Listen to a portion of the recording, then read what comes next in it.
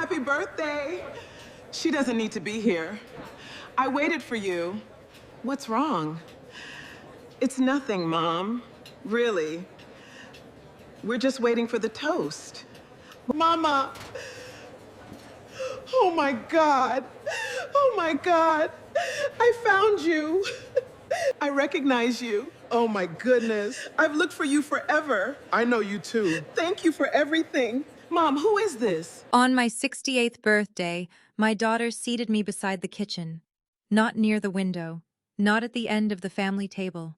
Beside the swinging kitchen doors where waiters rushed past me carrying plates while my daughter Claire laughed with her husband and their friends across the restaurant. When I asked why, she smiled and said, "Mom, it was the only table they had left." I believed her. At least I wanted to. Then the kitchen doors opened. The executive chef stepped out, looked across the crowded restaurant, and walked straight toward me. He stopped beside my chair, his eyes filled with tears. And then he said, "Mrs. Collins, I've been waiting 37 years to thank you." Claire's face went completely white. "If you've ever been made to feel small by someone you loved, stay with me, because what happened next changed the way I saw my daughter and myself forever." And if this story touches something in your own heart, please take a moment to like this video and subscribe. I'd also love to hear from you in the comments. What would you have done if your own family treated you this way? And tell me where you're watching from and what time it is there. Sometimes knowing that people from different places are listening makes these stories feel a little less lonely. Before I tell you why that chef knew my name, you need to understand something about the woman sitting beside those kitchen doors. I had never considered myself remarkable. At 68, I was a retired elementary school principal living in Charlotte, North Carolina, in the same modest brick house I had owned for more than 30 years. My front porch had 2 rocking chairs, a flower bed that I never managed to keep completely weed-free, and a mailbox that leaned slightly to the left no matter how many times I asked my neighbor to help me straighten it. It wasn't a mansion. There was no swimming pool. No luxury car sat in my driveway. But the house was paid for, and every room held a memory. My husband Thomas and I had bought it when we were both in our 30s. Back then we had one child, a little girl named Claire, and more bills than money. Thomas worked for a small electrical company, and I was teaching 3rd grade. We weren't poor in the way people sometimes imagine poverty. We had food on the table, clean clothes, and a roof over our heads. But there were months when we counted every dollar. I remember one winter when the furnace broke. Claire was 9. Thomas had just been laid off for several weeks, and I was terrified because the repair estimate was more than we had in our checking account. I wore 2 sweaters inside the house and tucked blankets around Claire at night. When she asked me why we weren't turning the heat up, I smiled and told her we were trying to save energy. Children don't understand financial fear. They only understand whether their parents look worried. I didn't want Claire to remember worry. I wanted her to remember warmth. So I picked up extra tutoring work after school. Thomas repaired appliances for neighbors on weekends. Eventually, we paid the furnace bill. Life moved on. And that became the rhythm of my life. Whenever something needed to be done, I figured out how to do it. When Claire needed braces, I worked summer school. When she wanted to attend a college away from home, Thomas and I took out a small loan and paid it down over the years. When she graduated, I cried so hard during the ceremony that she teased me afterward. "Mom, you acted like I was the first person in America to graduate college." I laughed. "To me, you were." That was the truth. Claire had always been my greatest investment. Not financially, emotionally. I never measured what I gave her in dollars. I measured it in mornings spent driving her to school, evenings, helping with homework nights, sitting beside her when she was sick, and every difficult conversation where I reminded her that being successful did not mean becoming better than other people. At least that was what I thought I had taught her. After college, Claire moved to Charlotte and began working in corporate marketing. She was smart, beautiful, ambitious. She knew how to walk into a room and make people notice her. I was proud of her. When she met Mark, I liked him at first. He was confident, well-dressed, and successful in real estate development. He had opinions about everything: restaurants, cars, neighborhoods, people, especially people. Mark liked to talk about presentation. He once told me that in business people made decisions about you before you ever spoke. I remember laughing. That sounds exhausting. He smiled politely. You'd be surprised how important appearances are, Mrs. Collins. I didn't think much of it then. Maybe I should have. Because over the years I began noticing little changes in Claire. They were so small at first that I could explain every one of them away. She stopped asking me to come over casually. Instead, invitations became planned events. She wanted me to dress a certain way for family dinners. She once looked at my old sedan and suggested I consider buying something newer. When I told her the car still ran perfectly, she laughed. I know, Mom. I'm just saying. I heard that phrase often. I'm just saying. I'm just saying you should renovate the kitchen.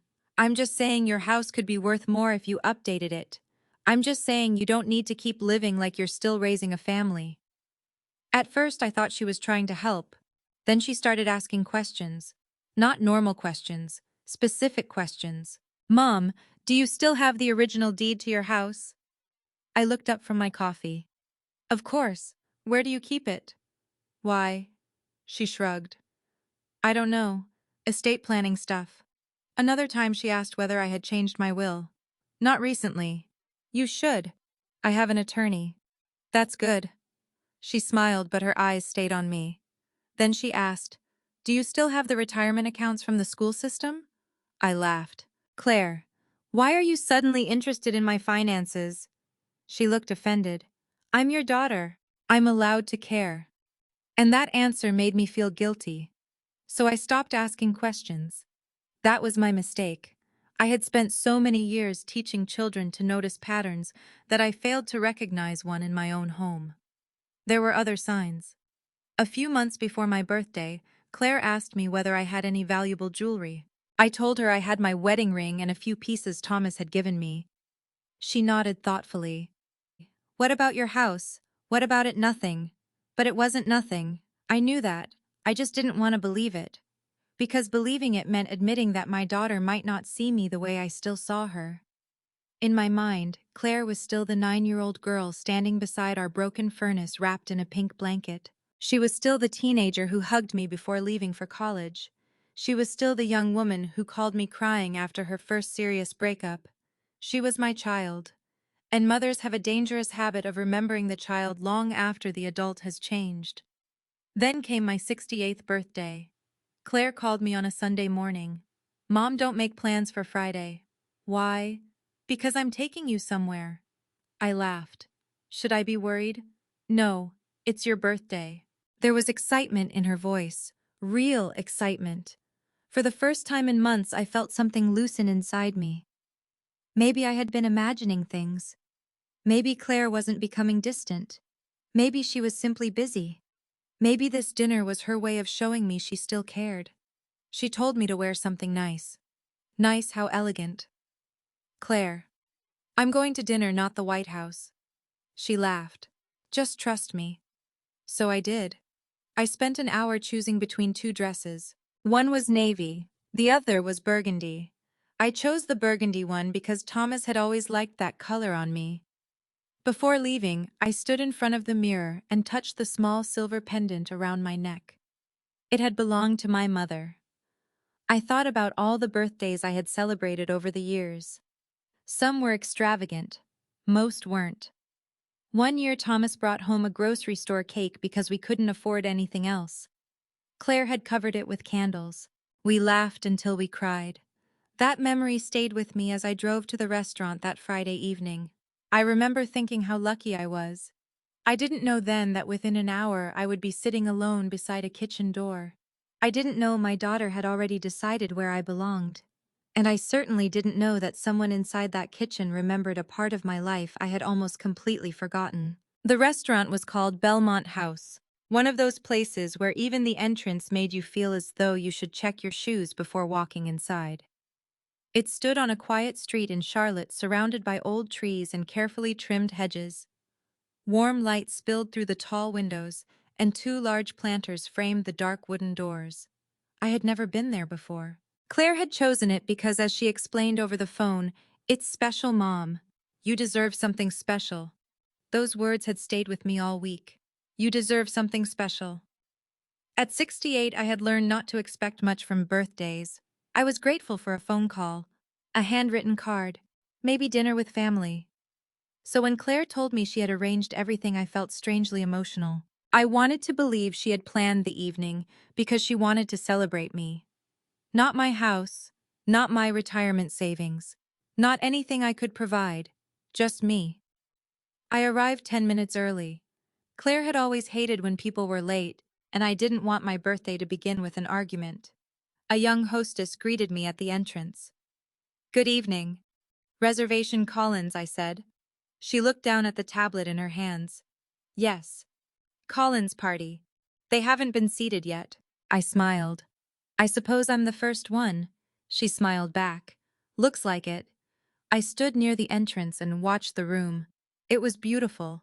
Soft lighting, white tablecloths, tall candles, crystal glasses catching the light. Servers moved quietly between tables, and somewhere in the back, I could hear the faint clatter of dishes. For a moment, I imagined Claire walking through the door and wrapping her arms around me. Instead, I heard her voice behind me. "Mom," I turned. Claire looked beautiful. She wore a cream-colored dress and carried a small designer handbag. Mark was beside her in a dark suit. Claire hugged me quickly. "Happy birthday." "Thank you, sweetheart." She stepped back and looked me over. Her eyes paused briefly on my burgundy dress. "You look nice." I smiled. "So do you."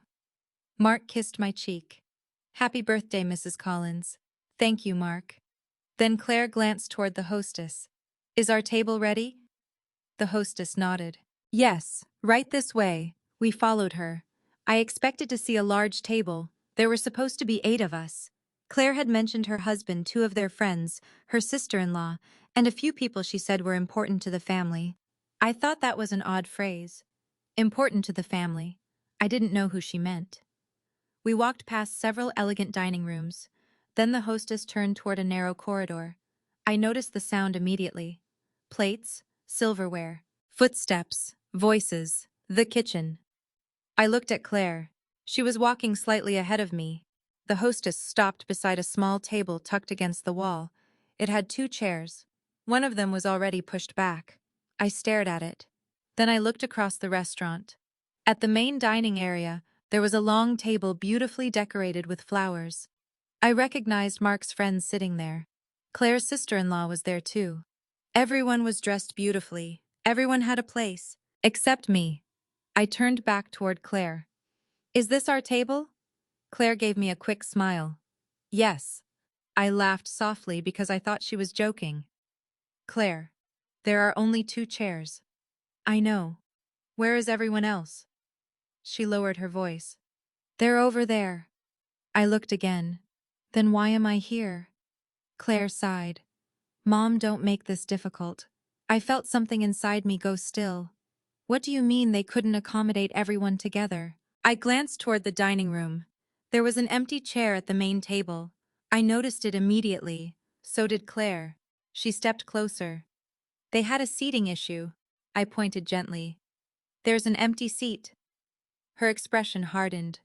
"It's reserved." "For whom?" She didn't answer. Instead, she touched my arm. "Please, it's my birthday dinner for you. Don't embarrass me." I almost laughed. My birthday, her dinner. And somehow I was the one being warned not to embarrass her. I looked at the small table again. It was directly beside the swinging kitchen doors. Every few seconds the doors opened, and someone hurried through carrying a tray. The table wasn't dirty. It wasn't terrible. But it was clearly not where the guest of honor was supposed to sit. "Claire," I said quietly, "did you ask them to put me here?" She stared at me. "No." The answer came too quickly. "No, Mom. Of course not." Something about her tone made me believe she was lying. But I didn't challenge her. Not yet. I had spent too many years learning that public confrontations rarely produced anything good. So I smiled. "All right." Claire looked surprised. "You're okay, I'm fine." She leaned toward me. "Good. I'll come check on you." "Okay." Then she walked away. I watched her cross the room. She didn't look back. I sat down. A server came by almost immediately. "Ma'am, can I bring you some water?" "Yes, please." "Still or sparkling?" "Still." She poured the water and gave me a sympathetic smile. "Someone will be with you shortly. Thank you." Then she hurried away. I sat there alone. I could hear laughter from my family's table. Claire was talking animatedly. Mark was showing someone something on his phone. I couldn't hear the conversation, but I could hear the laughter. I looked at my hands. They were slightly trembling. Not because I was angry, because I was hurt. There is a particular kind of pain that comes when a stranger treats you badly. You can dismiss it. You can walk away. But when someone you raised makes you feel unwanted, the pain goes somewhere deeper. I remembered Claire at 9 years old, her little hand inside mine, her head resting against my shoulder when she was sick. The first time she called me after moving away for college because she was lonely. How could that same person now look at me and decide I belonged beside a kitchen door? I told myself there had to be an explanation. Maybe the restaurant really had made a mistake. Maybe Claire was embarrassed because the seating arrangement had changed unexpectedly. Maybe there was something I didn't know.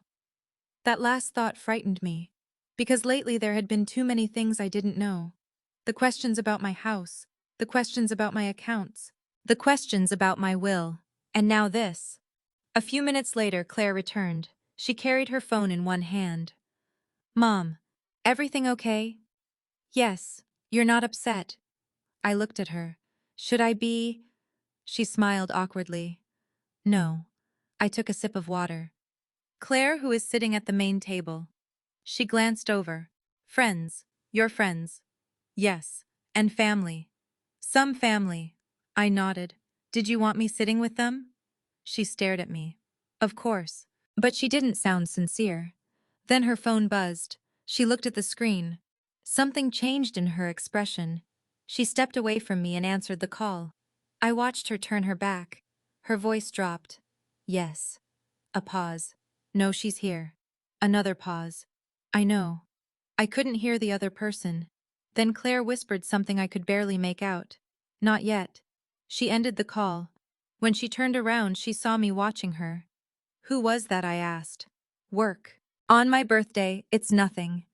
She sat across from me for less than a minute. Then she stood. "I'll be right back." She walked away again. I looked through the window toward the kitchen. A chef in a white jacket moved between several cooks. He seemed to be supervising everything. I watched him for only a moment before looking down. I had no idea who he was. I had no idea why Claire was nervous. And I certainly had no idea that in less than 15 minutes, that man would walk through those kitchen doors, look directly at me, and make Claire wish she had never chosen that table. I remember the exact moment the kitchen doors opened. It was 7:18 p.m. I know because I had just glanced at the small clock on my phone, wondering whether I should order something or simply wait for Claire to come back. The restaurant had grown busier. The tables were filled with couples celebrating anniversaries, families enjoying quiet dinners, and businessmen speaking in low voices over glasses of wine. But I was still sitting beside the kitchen, alone. My water glass was nearly empty. My birthday dinner had officially become something I was enduring rather than enjoying. I tried not to look toward Claire's table, but every mother knows how to find her child in a crowded room. Claire was laughing again. She looked completely comfortable. She looked like she belonged there. I wondered whether she had forgotten that I was only 20 yards away. Then the kitchen doors swung open. A tall man in a white chef's jacket stepped into the dining room. He was probably in his early 50s with dark hair touched by gray at the temples. He wasn't carrying a plate. He wasn't speaking to a server. He simply stood there looking across the room. His eyes moved from table to table. Then they stopped on me. I noticed him because he stared. Not rudely, not curiously, as if he were trying to remember something. I lowered my eyes. Maybe he was looking at someone behind me. I turned slightly. There was no one there. When I looked back, he was still watching me. Then something happened that I will never forget. His expression changed. His mouth opened slightly, his eyes widened, and he whispered something to the server standing beside him. The server looked at me, then at him, then back at me. The chef started walking, straight toward me. I sat up. For some reason, my heart began beating faster. He crossed the restaurant without hesitation. People at nearby tables turned to watch. When he reached, he stopped. For several seconds, neither of us spoke. Then he said quietly, "Mrs. Collins." I stared at him. "Yes," he smiled. It was not the polite smile of a restaurant employee. It was the smile of someone who had just found something precious he thought he had lost. "My goodness." He shook his head. "I can't believe it's you." I stood slowly. "I'm sorry. Do I know you?" His eyes filled with tears. "You may not remember me." He laughed softly, almost nervously. "But I have remembered you for 37 years. I felt a chill move through me. 37 years? He nodded. Yes. Then he said my name again. Mrs. Collins. Something about the way he said it took me back. Not to the restaurant. Not to my birthday. To a school hallway. A long time ago. I searched his face. There was something familiar. Not his adult face. Something in his eyes. Something I had seen before. But I couldn't place it. "I don't understand," I said. He looked at the chair beside me. Then he looked at the kitchen. Finally, he looked toward Claire. His expression changed. I saw confusion, then concern, then something close to anger. "Were you seated here?" I didn't answer immediately. "Yes." He looked at the table, then at the main dining room. Here I nodded. "It's all right." "No," he said. His voice was firmer now. "It isn't." I heard Claire's chair scrape across the floor. She had seen him. She stood quickly and walked toward us. "Chef Daniel." The chef turned. "Claire." His tone was polite, but cold. Claire stopped beside him. "Is everything okay?" He looked at me, then back at Claire. "Your mother and I have been talking." Claire's face tightened. "I see." The chef turned toward me. "Mrs. Collins, may I ask you something?" "Of course." "Did you know who I was when I walked over?" I shook my head. "No." He smiled. "I didn't think so." Then he crouched slightly so we were at eye level. 37 years ago, I was a 15-year-old boy who thought his life was already over. My breath caught. He continued. "I was failing 2 classes. My mother worked 2 jobs. I had started skipping school. I was angry all the time. I listened. Something stirred in my memory. A boy, a hallway, a paper bag, a smell of garlic. I looked more closely at him. "You were—" He nodded. "Yes." His eyes filled again. "You finally remembered." I covered my mouth. Oh my goodness. I could see him now. Not the chef. Not the successful man standing in front of me. A skinny teenager in an oversized school uniform, carrying a plastic container filled with something he had cooked at home. I remembered him. His name had been Daniel. Daniel had been one of those children who stayed invisible unless an adult deliberately looked for him. I had found him one afternoon sitting alone behind the cafeteria. He had been holding a small container of food. I had asked what it was. He told me he had cooked it himself. I had tasted it. It was surprisingly good. I remember telling him that. I remember the look on his face. Nobody had ever praised his cooking before, but I hadn't realized what happened after that. Daniel was talking again. "You told me I wasn't stupid." I swallowed. "I remember saying that. You told me I wasn't lazy either." I smiled sadly. "You weren't. You said I was scared." My eyes filled with tears. He nodded. "And you were the first adult who ever said that to me." The restaurant seemed to disappear. For a moment I was back in that school. I remembered calling his mother. I remembered arranging a meeting with a counselor. I remembered discovering a local culinary program that offered scholarships to teenagers. I remembered filling out paperwork. But I didn't remember doing anything extraordinary. I had simply done what I believed a principal was supposed to do. Daniel apparently remembered differently. "You got me into that program," he said. "I only helped. You changed my life." I shook my head. "I don't think I did." He smiled. "You did." Then he looked toward this main table. "That's why when I saw your name on the reservation, I couldn't believe it." My stomach tightened. You knew I was coming.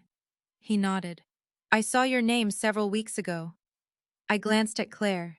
She was standing completely still. Claire told me about the birthday dinner, I said. Daniel's eyes remained on my daughter. Yes. Something in that answer made the room suddenly feel colder. What did she tell you? Claire stepped forward. Mom, this isn't the time.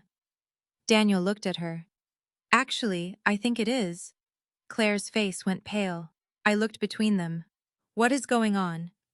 Neither answered. Then Daniel reached into the inside pocket of his jacket. He pulled out a small photograph. It was old. The edges were worn. He handed it to me. I looked down. There I was, 37 years younger, standing beside a teenage boy in a school hallway.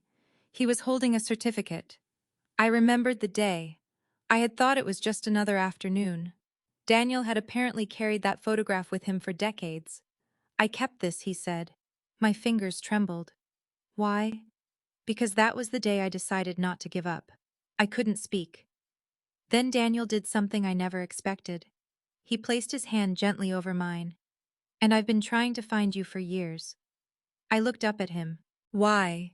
He smiled through his tears. To thank you. Behind him I saw Claire watching us. She wasn't crying. She wasn't smiling. She looked frightened. And that was when I understood something. Daniel's appearance had not surprised Claire. She had known exactly who he was. What she hadn't expected was for him to remember me. I looked at my daughter. Claire, I said quietly, why do you look so scared? She opened her mouth. No words came out. Daniel slowly straightened. Then he looked at me. Mrs. Collins, there is something else you should know. My heart sank. What? He glanced toward Claire, then back at me. Your daughter contacted this restaurant before tonight. I stared at him. Claire immediately interrupted. Chef, please. Daniel didn't move. She asked us questions about you. My hands went cold. What kind of questions? He hesitated. Then he said, she wanted to know what records we had connected to your name. The laughter from my daughter's table had stopped. Every instinct I had as a mother told me not to react too quickly, but every instinct I had developed as a principal told me something very important. When too many small things don't make sense, there is usually a reason. And suddenly the questions about my house, my accounts, my will, and this strange birthday dinner no longer felt like separate events. They felt like pieces of the same puzzle. I looked at Claire. For the first time that night, she couldn't meet my eyes. And I knew the dinner I had thought was meant to celebrate my 68th birthday was about to reveal something I was never supposed to discover. For several seconds, I couldn't move. The restaurant suddenly seemed much quieter than it had a moment before. I could still hear silverware touching plates, glasses being set down, and the muted conversations of other diners, but all of it felt distant. My attention was fixed on Claire, my daughter. The little girl who had once slept with her head against my shoulder when thunderstorms frightened her. The young woman who had called me from college because she had run out of money halfway through the semester. The adult woman who had just arranged for me to sit beside a kitchen door while she apparently asked the restaurant questions about me behind my back. I looked at Daniel. What records did she ask about? He hesitated. I don't want to say something out of context. Then give me the context. His eyes moved toward Claire again. She shook her head almost imperceptibly. Mom, please. I turned to her. Please what? This isn't what you think. I almost smiled. That sentence had been spoken by people in trouble since the beginning of time. I had heard it from students, from parents, from employees. Usually it meant that something was exactly what I thought it was. But Daniel stepped in before I could respond. Mrs. Collins, may I explain? I nodded. He pulled out the chair beside mine. Please sit. I sat. He remained standing for a moment, then looked toward the dining room. Would you prefer to speak somewhere private? I looked at Claire. She seemed desperate for me to say no, so I said yes. Daniel led us toward a small private room near the back of the restaurant. Claire followed. Mark followed her. The rest of the family remained at the main table watching us with expressions ranging from curiosity to confusion. As I walked past them, I noticed something I hadn't noticed earlier. There were several folders on the table beside Mark's chair. One was black, one was blue, and one had a white label attached to it. I couldn't read what was written on the label, but I knew immediately that I had seen that handwriting before. Claire's. I didn't say anything. I kept walking. The private room was quiet and beautifully decorated. There was a round table near the window and several comfortable chairs. Daniel closed the door. Then he sat across from me. Claire sat beside Mark. Nobody spoke. Finally, Daniel said, "I want to make one thing clear before anything else. Your daughter did not ask me for your financial information." Claire exhaled. I looked at him. Then what did she ask for? She wanted to know whether our restaurant had any connection to a foundation called the Collins Education Fund. My eyebrows lifted. I hadn't heard that name in years. "What does that have to do with me?" Daniel smiled gently. "Everything." I looked at Claire. She lowered her eyes. Daniel continued. "The foundation helped fund the culinary scholarship I received when I was 16. I stared at him. I thought that scholarship came from the school district. It was connected to the school district, but the private funding came from a group of donors. I don't remember a foundation. That doesn't surprise me." He leaned back. "You didn't put your name on it." I frowned. "What do you mean?" Daniel smiled. "Your husband did." My heart stopped for a second. "Thomas." He nodded. "Your husband created a small charitable fund after you helped me." I felt tears suddenly gather in my eyes. That sounds like Thomas. I looked down at my hands. Thomas had always believed that good things should be done quietly. He hated attention. If he gave someone money, he never wanted them to know where it came from. Daniel reached for a folder. "I found your name in the old records when I started looking for you." He opened it carefully. Inside were copies of documents, photographs, and letters. One photograph showed me standing outside our old elementary school. Another showed Thomas beside a group of students. I touched the edge of the photograph. "I haven't seen this in years." Daniel smiled. "I've kept copies." I looked up. "Why?" "Because you and your husband gave me something nobody else gave me." "What was that, a chance?" His voice became quieter. "I was convinced I was going to drop out of school. I thought my mother was ashamed of me. I thought I wasn't smart enough for college. I thought the only thing I was good at was cooking." I remembered the boy now. Daniel had been quiet but intensely observant. He could tell you exactly which ingredients were missing from a cafeteria recipe. He once recreated a sauce from a meal he'd tasted only once. I had been amazed. "You loved food," I said. "I still do." He laughed. "But back then, loving food didn't seem like a career." I smiled. "I remember telling you that talent doesn't become less valuable because someone doesn't understand it." His eyes softened. "You said that too." I shook my head. "I said a lot of things, and I remembered all of them." That sentence broke something open inside me. For years I had wondered whether the things I had done as a teacher and principal mattered. You spend decades working with children and most of them eventually leave. They grow up, move away, start families. You rarely know what happens next. You wonder whether they remember you. Daniel answered that question without realizing it. He remembered. He remembered everything. I looked toward Claire. She was staring at the table.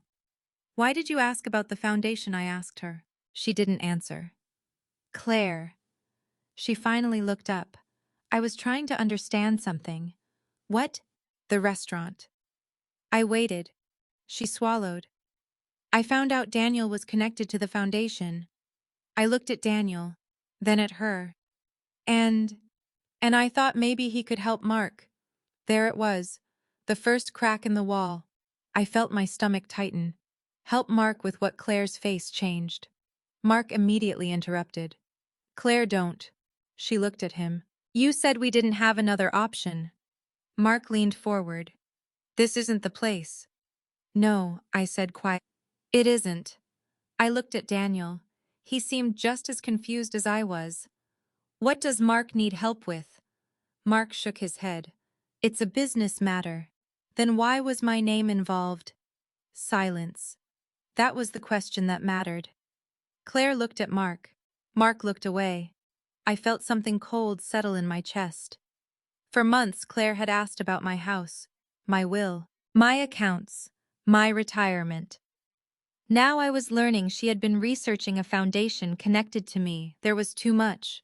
I couldn't explain it away anymore. Daniel seemed to realize I was becoming overwhelmed. He closed the folder. Mrs. Collins, I don't know everything that's happening here. I nodded. But I do know one thing, he continued. You should never sign anything tonight. I looked at him. I wasn't planning to. Claire's eyes filled with frustration. Mom, nobody is trying to hurt you. I turned toward her. Then why did you ask the restaurant about me? She opened her mouth. Nothing came out. I waited.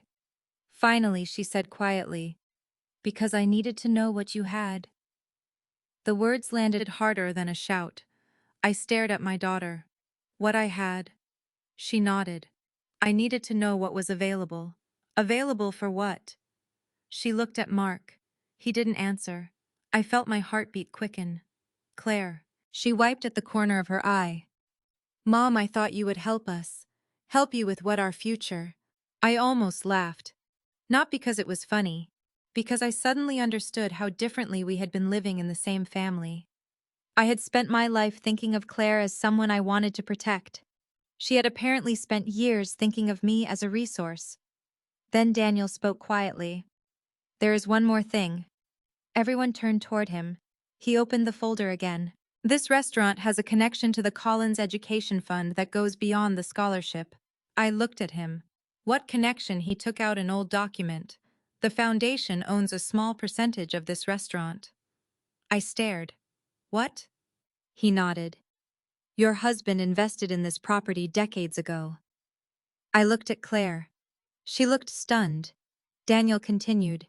And when the restaurant expanded, the foundation retained its interest. I slowly understood. Claire hadn't chosen this restaurant randomly.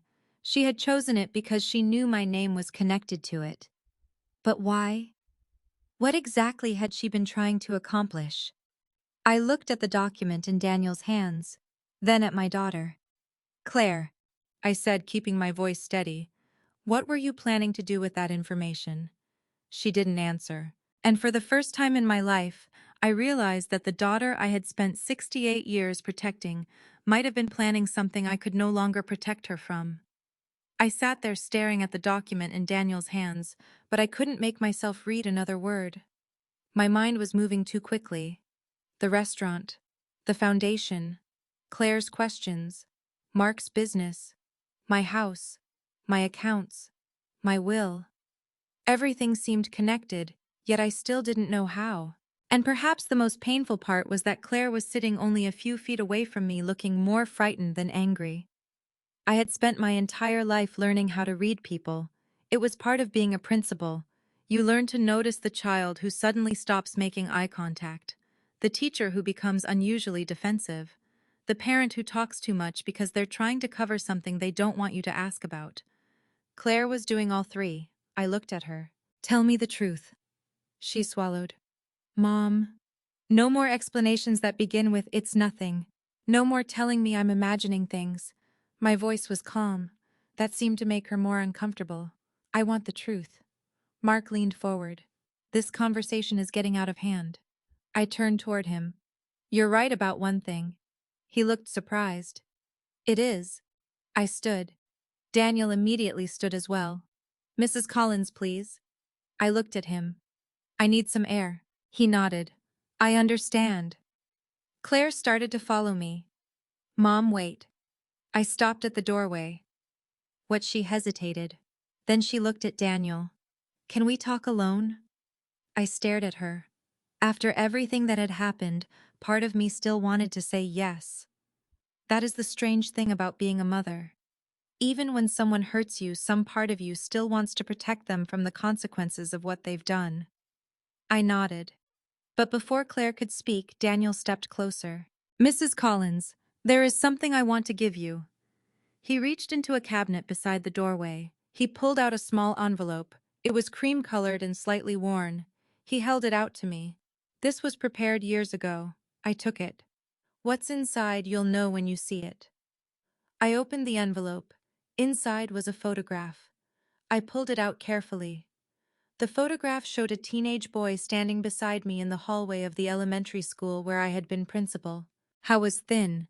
His hair was too long. His school shirt was wrinkled. But he was smiling.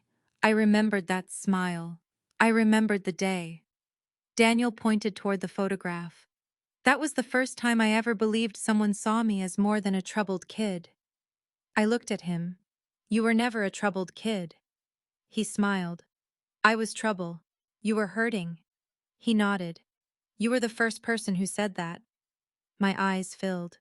I wish I had done more. You did enough. Those 4 words stayed with me. You did enough. I had spent years wondering whether I had done enough for my students. Enough for Claire. Enough for Thomas. Enough for everyone. Maybe no mother ever believes she has done enough. Maybe we keep giving because we're afraid that if we stop, someone will realize we aren't necessary anymore. Daniel touched the photograph. I've kept that picture for 37 years. I smiled through my tears. I don't know why you would. Because I needed to remember who believed in me before I believed in myself. I couldn't speak. Then I heard a chair scrape behind us. Claire. She was standing several feet away. Her arms were folded across her chest. She looked uncomfortable. Daniel looked at her. You didn't tell your mother about the scholarship. Claire shook her head. It wasn't relevant. It was to me. She looked away. I studied my daughter. What else haven't you told me? Nothing. Daniel's expression tightened. Claire. She turned toward him. Please don't. Your mother deserves to know. I felt a coldness settle over me. Know what Claire looked at me. For a second I saw the little girl I remembered. Then she disappeared again. I contacted the restaurant before tonight. I know. I had questions. I know. I wasn't trying to hurt you. I waited. Then why? She looked at Mark. He gave her a warning glance. Claire ignored him. Because I needed to understand what your connection was here. I frowned. My connection? Yes. Why? Why? Because Mark is working on something. There it was again. Mark. Always Mark. I looked at him. What are you working on? He sighed. It's a real estate project. Does it involve me? He didn't answer. Claire stepped in. Not directly. I looked at her. Not directly isn't the same as no. She lowered her eyes. I felt the ache in my chest deepen. Claire, did you use my name? She looked up sharply. No. Did you give anyone information about my finances? No. Did you give anyone information about my house? She hesitated. That hesitation told me more than an answer could have. I took a step back. You did. It wasn't like that. How was it I was trying to find out whether you would be willing to help us? Without asking me, I knew you would say no. The words were quiet, but they cut deeply. I stared at her. Then you already knew you were doing something wrong. She began crying. Mom, I was scared. So you used my name, I didn't use it. You investigated me. I was desperate. I closed my eyes. I didn't want to cry in front of her. Not because I was ashamed, because I didn't want my tears to become another thing she could use to make herself feel like the victim. When I opened my eyes again, Daniel was watching me. He seemed to understand exactly what I was feeling. He approached quietly. Mrs. Collins, I want to say something. I nodded. You don't have to decide anything tonight. I looked at him. Thank you. You don't have to forgive anyone tonight either. That nearly broke me. Because for the first time that evening, someone wasn't asking something from me. Not money, not paperwork, not forgiveness, not understanding, just time. Daniel turned toward the main dining room. Your family is waiting. I looked at the table. Claire's friends were watching us. Mark had already returned to his seat. I suddenly realized I didn't want to go back there, not tonight. Daniel seemed to read my mind. There's another dining room upstairs. I looked at him. We can arrange a private table. I shook my head. I don't want special treatment. He smiled. It's not special treatment. What is it, respect? That word stayed with me. Respect. Something I hadn't realized I was missing until that moment. Daniel personally walked me upstairs. The private dining room was smaller and quieter. There was a table near a window overlooking the city. A candle had been placed in the center. I sat down. Daniel pulled out the chair for me. You should have been seated here from the beginning. I smiled sadly. It's only a table.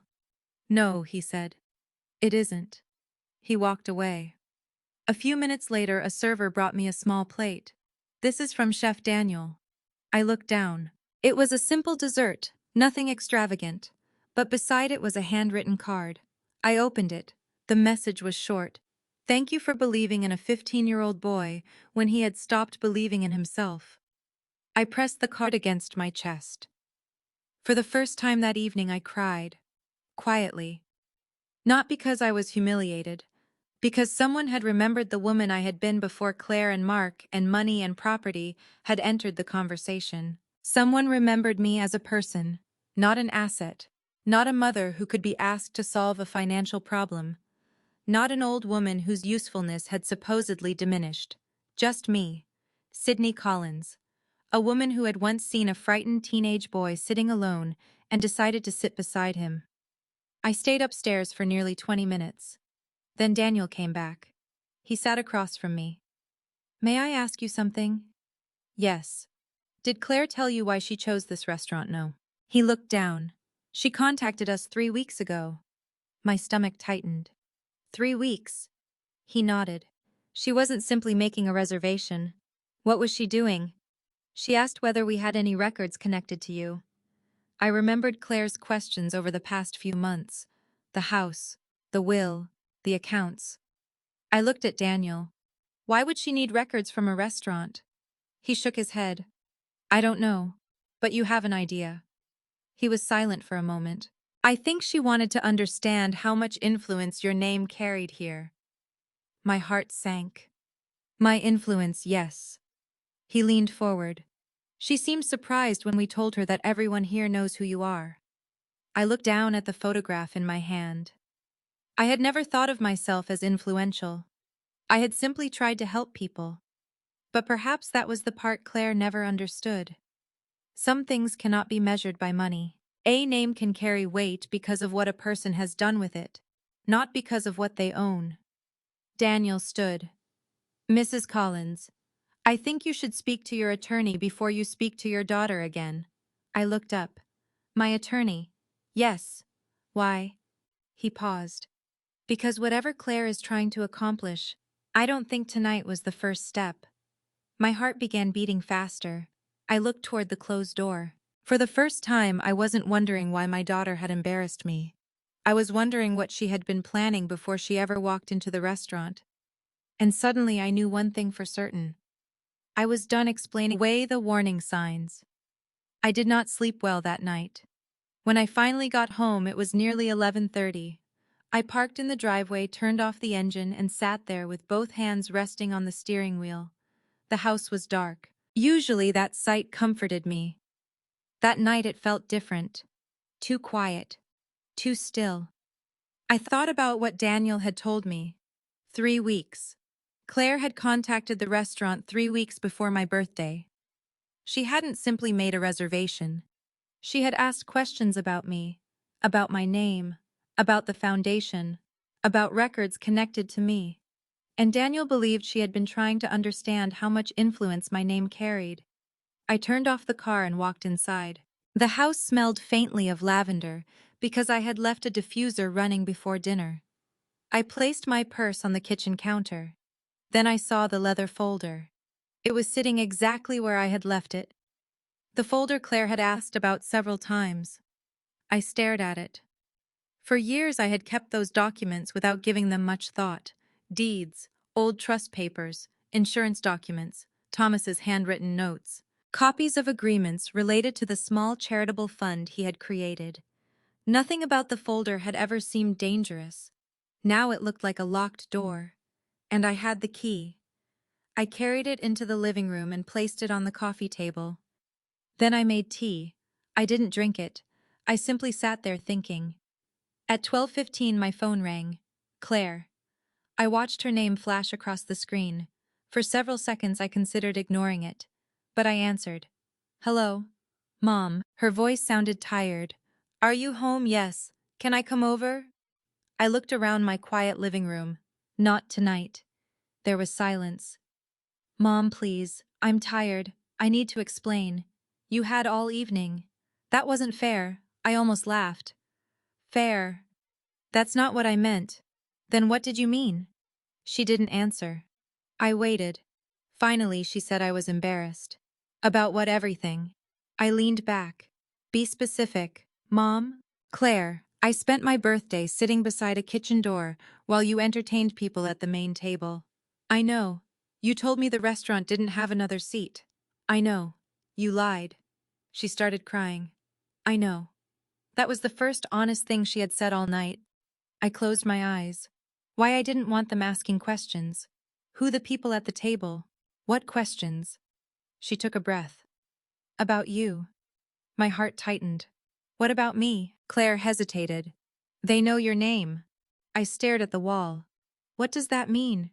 It means people know you're connected to things. What things? I don't know how to explain it. Try.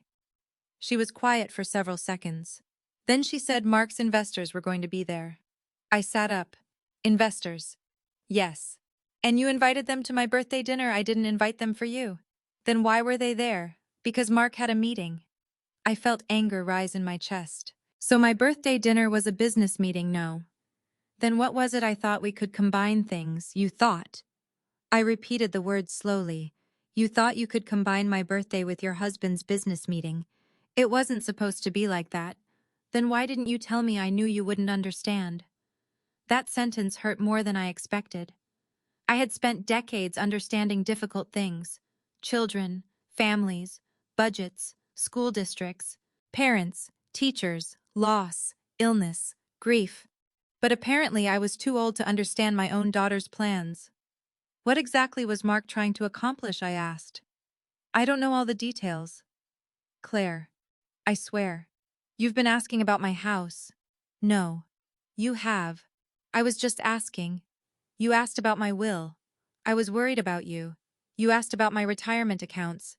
I wanted to help. And now I find out you contacted a restaurant connected to a foundation my husband created. She went silent. I heard her breathing. Then she whispered, I needed to know what you could do. The words hung between us. I felt something inside me crack, not loudly, quietly, like a piece of glass finally giving way after years of pressure. What I could do for us. There it is. Mom, please. You keep saying us. I stood and walked toward the window. Who is us? Me and Mark. Exactly. I looked out at the dark street. You weren't thinking about me. That isn't true. You weren't thinking about what I wanted. That's not fair. You weren't thinking about my birthday. She cried harder. I wanted everything to work. For Mark. For our family. I turned around. You mean the family you built around money? She didn't respond. I immediately regretted saying it. Not because it wasn't true. Because I knew she was hurting. But hurt didn't make a lie become truth. I softened my voice. Claire, I love you. I love you too. But love doesn't mean I stop asking questions. I know. I need you to understand something. What if you need financial help, you ask me? I was afraid you'd say no. Then you accept no. She didn't answer. I continued. You don't investigate me. I know. You don't contact people behind my back. I know. And you don't put me in a humiliating position so you can impress investors. There was a long silence. Then she whispered, I didn't think you'd care about the table. I closed my eyes. That sentence told me everything. You didn't think I'd care, no. You thought I would just sit there quietly. I thought... She stopped. What I thought you were used to being in the background. I felt my throat tighten. The woman who had spent 35 years standing in front of classrooms. The woman who had defended teachers. The woman who had fought for children whose parents couldn't afford school supplies. The woman who had built a home from almost nothing, used to being in the background. I sat down. Claire, you have no idea who I am. She began crying again. I know. No, you don't. I ended the call. Not because I hated her.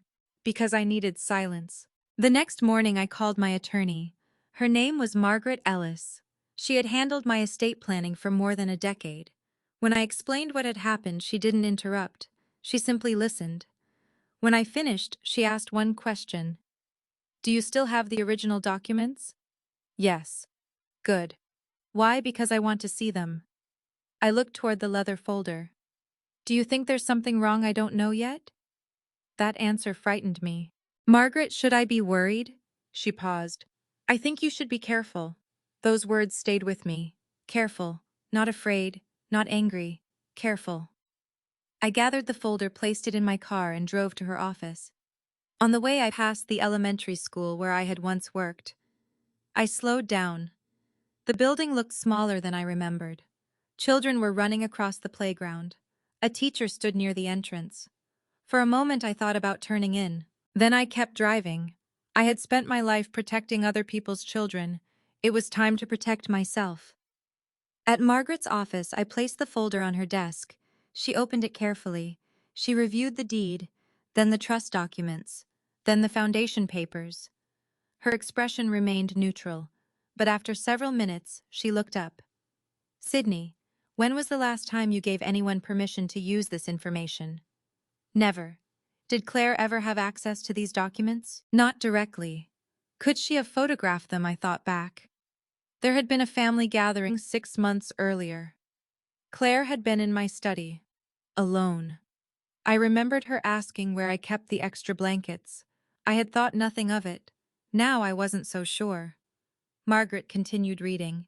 Then she stopped. This is interesting.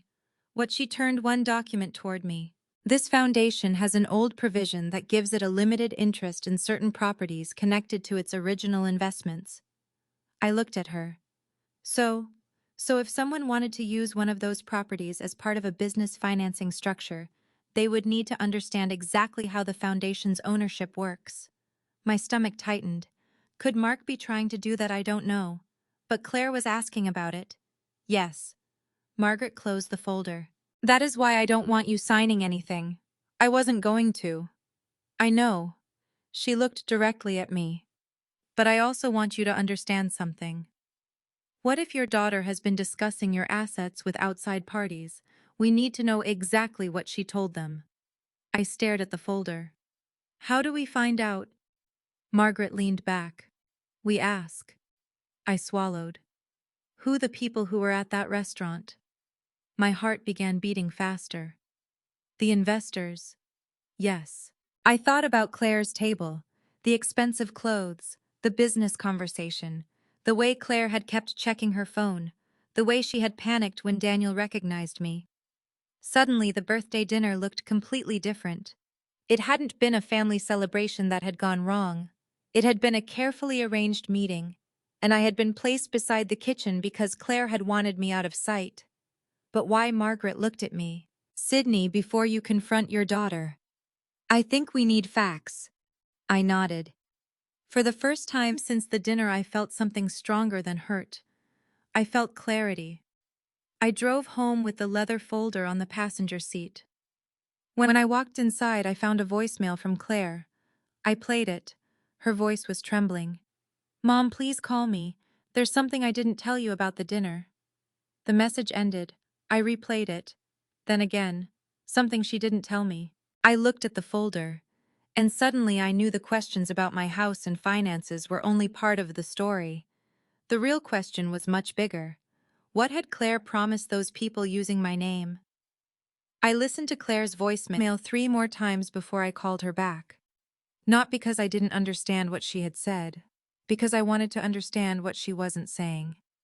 There's something I didn't tell you about the dinner. Those words had been sitting in my mind all morning. I finally called. She answered on the first ring. Mom. Yes. I've been waiting for you to call. I know. There was a pause. Are you angry? I looked down at the leather folder on my kitchen table. Yes. She exhaled slowly. I understand. No, Claire. I don't think you do. What do you want me to say? The truth. I've already told you the truth. You've told me pieces of it. Silence. I continued. You said Mark had investors at the restaurant. You admitted you wanted to know what I could do financially. You admitted you contacted the restaurant before my birthday.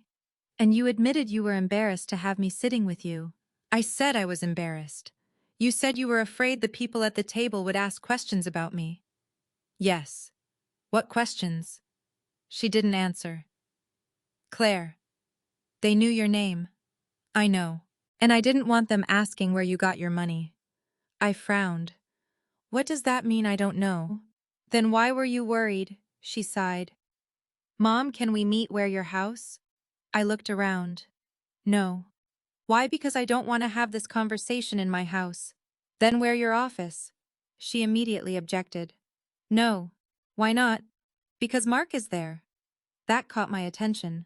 Why would Mark need to be there? He doesn't. Then ask him to leave. Another silence. I knew then that she was still protecting him. I also knew that if I let my emotions control the conversation, I might never learn what I needed to know. So I said, come over this afternoon. Okay. And Claire? Yes. Bring whatever document you wanted me to sign. She went completely quiet. That silence told me everything. You know what I'm talking about, I said. I was going to explain. You can explain when you get here. We ended the call. For the next 2 hours, I sat in my living room and tried to prepare myself. I wasn't preparing for a fight. I was preparing to listen. That distinction mattered. My attorney had told me not to sign anything. I had no intention of doing so. But I wanted to see the document. I wanted to know what Claire and Mark had been planning. At 2:30, Claire arrived. She was alone. She knocked softly. When I opened the door, she stood there holding a cream-colored envelope. She looked exhausted. Her eyes were swollen. You look tired, I said. So do you. I didn't sleep much. Neither did I. I stepped aside. She came in.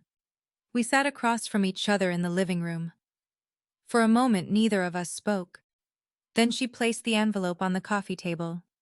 This is what I wanted you to sign. I didn't touch it. What is it? A temporary financial guarantee. My stomach tightened. For what? Mark's development project. I looked at her. You wanted me to guarantee his business, not the entire business. Then what? A loan? How much? She hesitated. Claire. It's complicated. How much? $600,000. I stared at her. $600,000. That was not a small favor. That was not helping with a car payment or medical bill. That was a serious financial obligation. You expected me to sign a $600,000 guarantee at my birthday dinner, no? But you brought the document, yes. When she looked down, before dinner, my heart sank. So the dinner was partly arranged around this. No. Claire. It wasn't supposed to happen that way. How was it supposed to happen? She rubbed her hands together. I thought after dinner when you were happy I could explain. When I was happy I thought you might be more willing. I stared at her.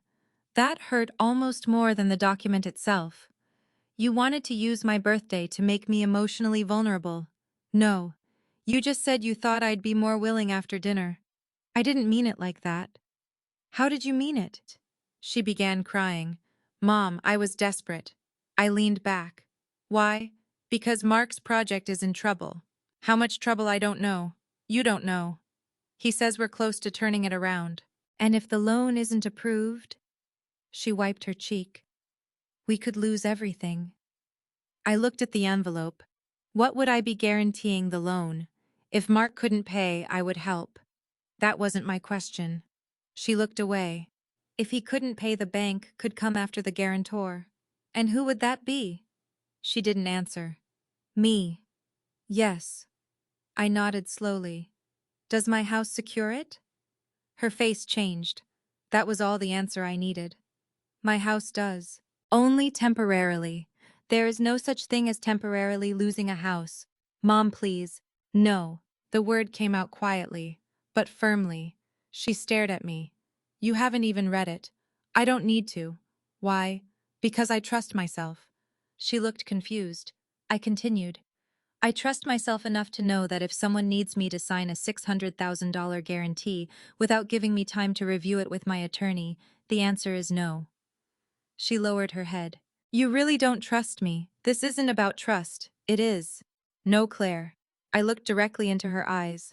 Trust is not a feeling you demand from someone. It's something you build through behavior. She began to cry again. I felt the familiar instinct to comfort her. But I resisted. Not because I didn't love her. Because I needed her to understand that her tears could not erase what had happened. She picked up the envelope. I knew you'd say no. Then why ask? Because Mark said you might surprise me. I almost laughed. Your husband thought I might risk my home to save his business. He thought you'd want to help me. I do want to help you. Her eyes lifted. Then help us. I shook my head. Helping you does not mean signing something I don't understand, but we need the money. Then find another solution. There isn't one. There is always another solution. You don't understand. Maybe I don't. I stood. But I know this much. If your solution requires risking the home your father and I worked 30 years to pay for, then it isn't a solution. It's a transfer of your problem to me. Claire looked at me as if I had slapped her. I softened my voice. I am your mother, Claire. I am not your emergency fund. She covered her face. For several minutes the room was silent. Then she whispered, I thought you'd want to protect me. I do. Then why won't you? Because sometimes protecting someone means refusing to protect them from the consequences of their own decisions. She lowered her hands. I could see that she was angry now. You always think you're right. No. Then why won't you even consider it? Because I've considered it. You decided before I came. Yes. How? Because I spoke to my attorney. Her expression changed immediately. You did, yes. What did she say? That I should not sign anything? Claire stood. Mom, this is ridiculous. Maybe. You're making this bigger than it is. No. You made it bigger when you involved my home. She walked toward the door. Then she stopped. I didn't know you'd become so difficult. The words hung in the air. I felt something inside me go cold. Difficult, yes. Because I said no. Because you don't trust me. I walked toward her. No, Claire. She looked at me. I said no because I finally trust myself. Her eyes filled with tears again. She opened the door, then she turned around. You're going to regret this. I didn't answer. She left. I stood in the doorway and watched her walk down the steps. For a moment I wanted to call her back. I wanted to say I was sorry. I wanted to make the pain disappear. But I didn't. Instead, I closed the door. Then I returned to the living room. The envelope was gone. But something else remained on the coffee table. A small sheet of paper. I picked it up. It was a list of questions. At the top in Claire's handwriting were the words, assets available to support the loan. Below that were several items. My house, my retirement account, my savings, and beside each one were approximate values. I stared at the page.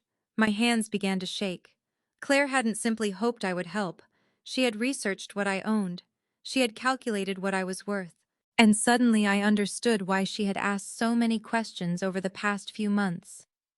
I took a photograph of the page and sent it to Margaret, my attorney. Her response came less than 5 minutes later. Do not confront them again until we speak. I read the message twice. Then I looked toward the window. The sun was beginning to set.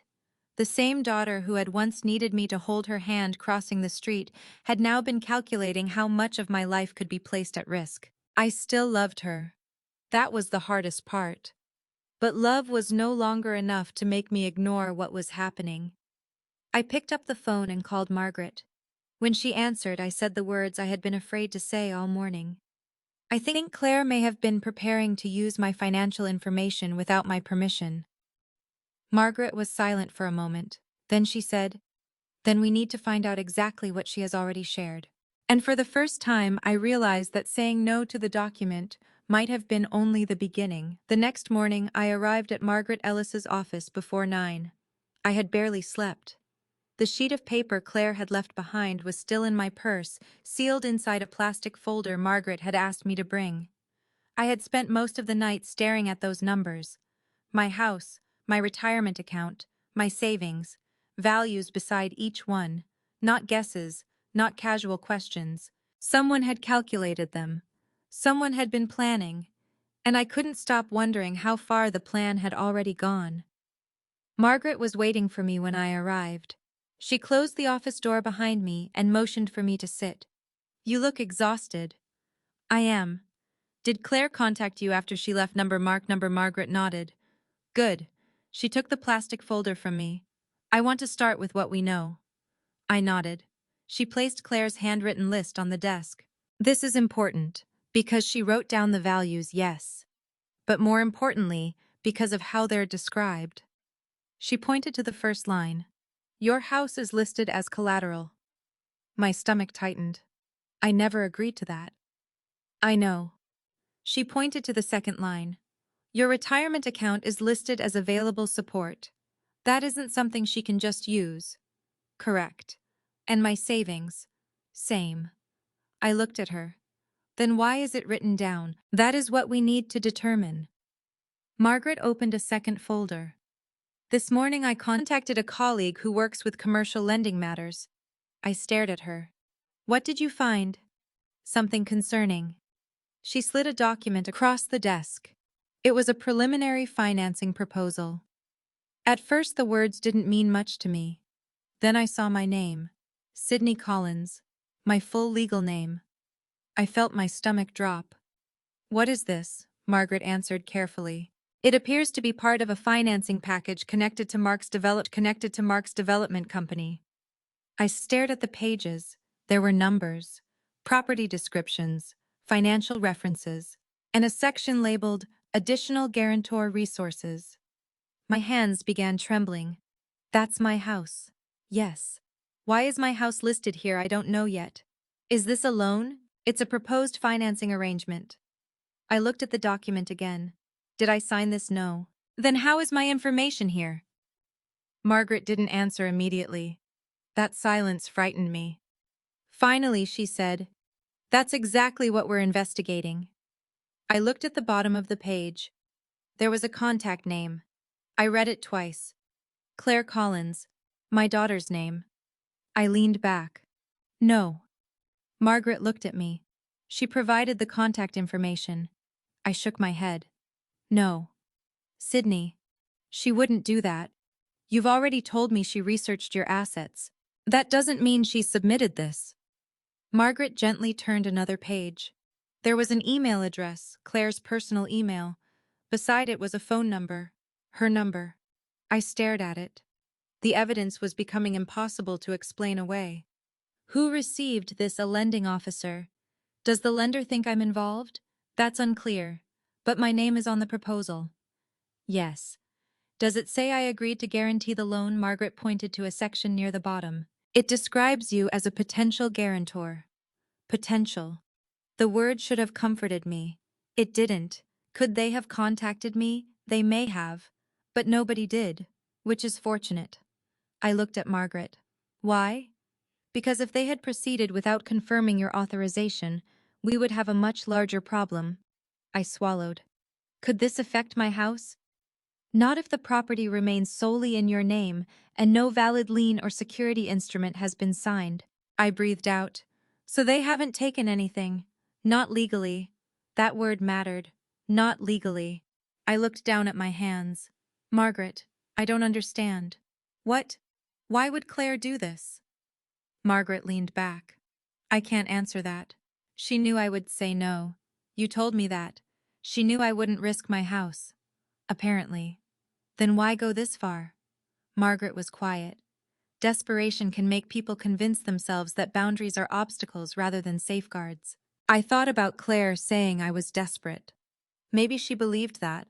Maybe she had convinced herself that because I was her mother, my assets were part of her safety net.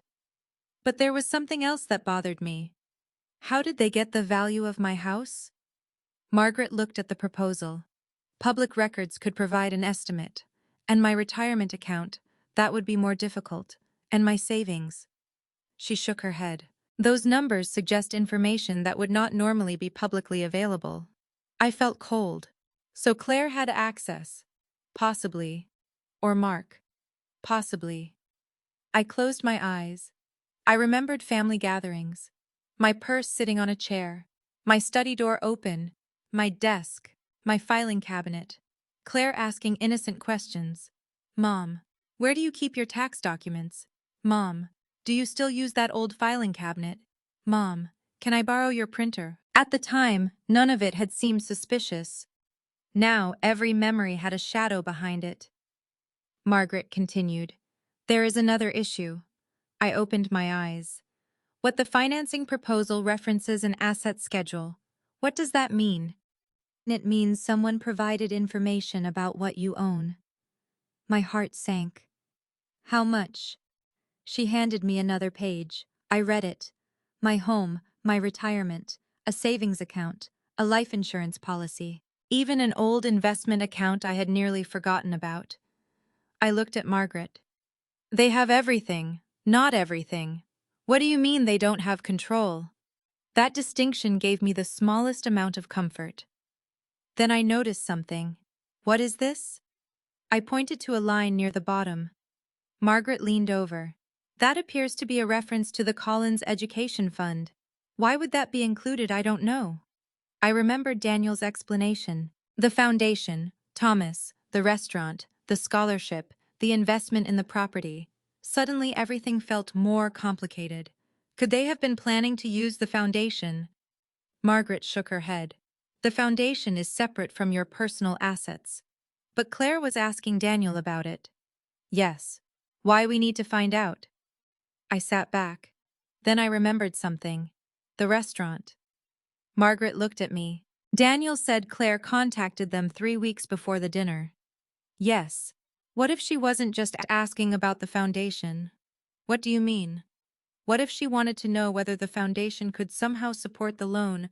Margaret's expression changed. That is possible. Then the dinner wasn't just about humiliating me. No, it was also about gathering information. Perhaps. I felt sick. I had walked into that restaurant believing my daughter wanted to celebrate my birthday. Instead, she had apparently been using the evening to position herself around people who might help her husband's business. And I had been placed beside the kitchen because my presence at the main table might have raised questions. Questions about why an older woman with significant assets was connected to the people Mark wanted to impress. I suddenly understood Claire's embarrassment. She hadn't been embarrassed because of my dress. She had been embarrassed because I didn't fit the image she wanted to present. That hurt in a way I couldn't describe. I had never been ashamed of her. Not when she struggled. Not when she made mistakes. Not when she changed careers. Not when she married Mark. Not once. Yet she had apparently been ashamed of me. Margaret interrupted my thoughts. There is one thing I want you to do. What? Do not contact Claire about these documents. Why? Because we need to preserve the evidence. I nodded. And I want you to check your accounts. All of them. All of them. That afternoon I went to the bank. I sat across from a senior banking officer named Mr. Reynolds. I explained that I was concerned about unauthorized financial activity. He listened carefully. Then he pulled up my accounts. Everything looked normal. My retirement account was intact. My savings were untouched. My home equity remained exactly where it should be. For the first time in days, I breathed normally. Then Mr. Reynolds asked a question. Have you recently authorized anyone to inquire about your accounts? No. He frowned. That's interesting. My heart stopped. What? There was an inquiry. From whom he checked the records, then looked at me. The inquiry came through a third party. Who? He hesitated. I'm not sure I should speculate. Please check. He typed something. Then his expression changed. Mrs. Collins. Yes, this inquiry lists a contact person. Who? He looked at the screen. Claire Collins. I closed my eyes. There it was. Another piece. Another line connecting my daughter to something she had promised she wasn't doing. When I returned home, there was a message waiting from Claire. Mom, please call me. Mark says the bank is asking questions. I stood in my kitchen holding the phone. The bank was asking questions. Not me, not Claire. The bank. That meant something had already happened. I called Margaret. She answered immediately. I was just about to call you. Why we received another document? What kind of formal inquiry from the lender? My stomach dropped. What do they want? They want confirmation that you authorized the proposed guarantee. I sat down. And what did you tell them that you did not? There was a pause. Then Margaret said, Sydney, they have now been informed that the documents involving your assets were submitted without your authorization. I felt tears gather in my eyes. What's going to happen? That depends. On what? On whether this was simply an unauthorized proposal. She paused. Or whether someone attempted to make it look as though you had agreed. I stared at the wall. I had spent my whole life believing that family problems could be solved with honesty. Talk. Listen. Forgive. Try again. But now I was beginning to understand that some problems required something different. Documentation, boundaries, and consequences. Because if someone had crossed the line from asking for help to pretending I had offered it, then this was no longer simply a family disagreement. It was something much more serious. And somewhere in Charlotte, my daughter was about to discover that the mother she thought would quietly sign whatever was placed in front of her had finally decided to ask one question she should have asked much earlier. Who gave you permission to use my name? By Monday morning, I had stopped asking myself whether Claire had made a mistake. She hadn't. A mistake was forgetting someone's birthday. A mistake was sending the wrong email. A mistake was making a poor business decision and regretting it afterward. What Claire had done required planning. She had asked questions. She had gathered information. She had discussed my assets with people outside the family. And somewhere along the way, she had convinced herself that because I was her mother, she had a right to do it. That realization hurt more than the financial documents. I could have replaced money. I could have protected my house. I could have closed accounts and changed passwords. But I couldn't replace trust once it had been deliberately broken. Still, I wasn't ready to destroy my relationship with my daughter. Not yet. I needed to hear her say the truth herself, so when Claire called that afternoon, I answered. Mom. Yes. Can I come over? You can. Are you alone? Yes. I need to talk to you. I think we do. She arrived 20 minutes later. This time she didn't knock softly. She stood on my porch looking nervous, her hands clasped in front of her. When I opened the door, she didn't say hello. She walked inside and sat down. I followed. For nearly a minute she stared at the floor. Then she said, The bank contacted Mark. I know. She looked up. You know, my attorney told me. Her face tightened. Mom, I swear I didn't know they would contact you. They were supposed to. I didn't know. You knew your name was being used in the financing proposal. She looked away. I knew they were considering you as a guarantor. I felt something inside me go numb. Considering me, yes. Without asking me, I was going to ask. When she swallowed. That night. I stared at her. At my birthday dinner. Yes. I shook my head slowly. Why? Because Mark needed the answer quickly. So my birthday became your deadline. I didn't mean it like that. You keep saying that. I know. Claire. I need you to stop telling me what you didn't mean and tell me what you actually did. She looked at me. Her eyes were red. I contacted the restaurant. I know. I asked about the foundation. I know. I asked about you. I know. I talked to people about your financial situation. Yes. She started crying. I was desperate. I remained silent. She wiped her face. Mark's project was supposed to be successful. We had investors lined up. Everything looked good. And then costs went up. By how much, I don't know exactly. Claire. Several $100,000. I nodded. So you needed another source of money? Yes. And you thought of me. I thought of you because you're my mother. No. She looked confused. You thought of me because I had assets. Her expression collapsed. That's not fair. It is. I wanted to protect our family. What family? She stared at me. Mine, she said quietly. Me and Mark. I felt the sadness before the anger, because she had finally said it. Not my family. Not the family she had grown up in. The family she had built. and apparently my role in that family was to finance it. I stood and walked toward the window. Claire, do you remember when you were 22 and you called me from college because you couldn't afford your rent? Yes. I drove 4 hours. I remember. I gave you money. Yes. You didn't ask me to sign anything. No. You didn't make a financial plan based on what I owned. No. You called your mother. She lowered her head. I know. And I helped because you needed help. I know. But this time you didn't call your mother. She looked up. What did I do? You investigated her. Claire began crying again. I turned toward her. Do you understand the difference? Yes. Do you? She nodded. I do now. I sat down. I want to ask you something else. Why did you seat me by the kitchen? Her face went completely still. I had asked the question directly. No attorney, no documents, no restaurant staff, just mother and daughter. For a moment she didn't answer. Then she whispered. I was embarrassed. I felt the words settle over me. About me. Yes. Why? She looked at her hands. Because everyone there was successful. I almost smiled. I thought you were successful. I am. Then what was the problem? She took a breath.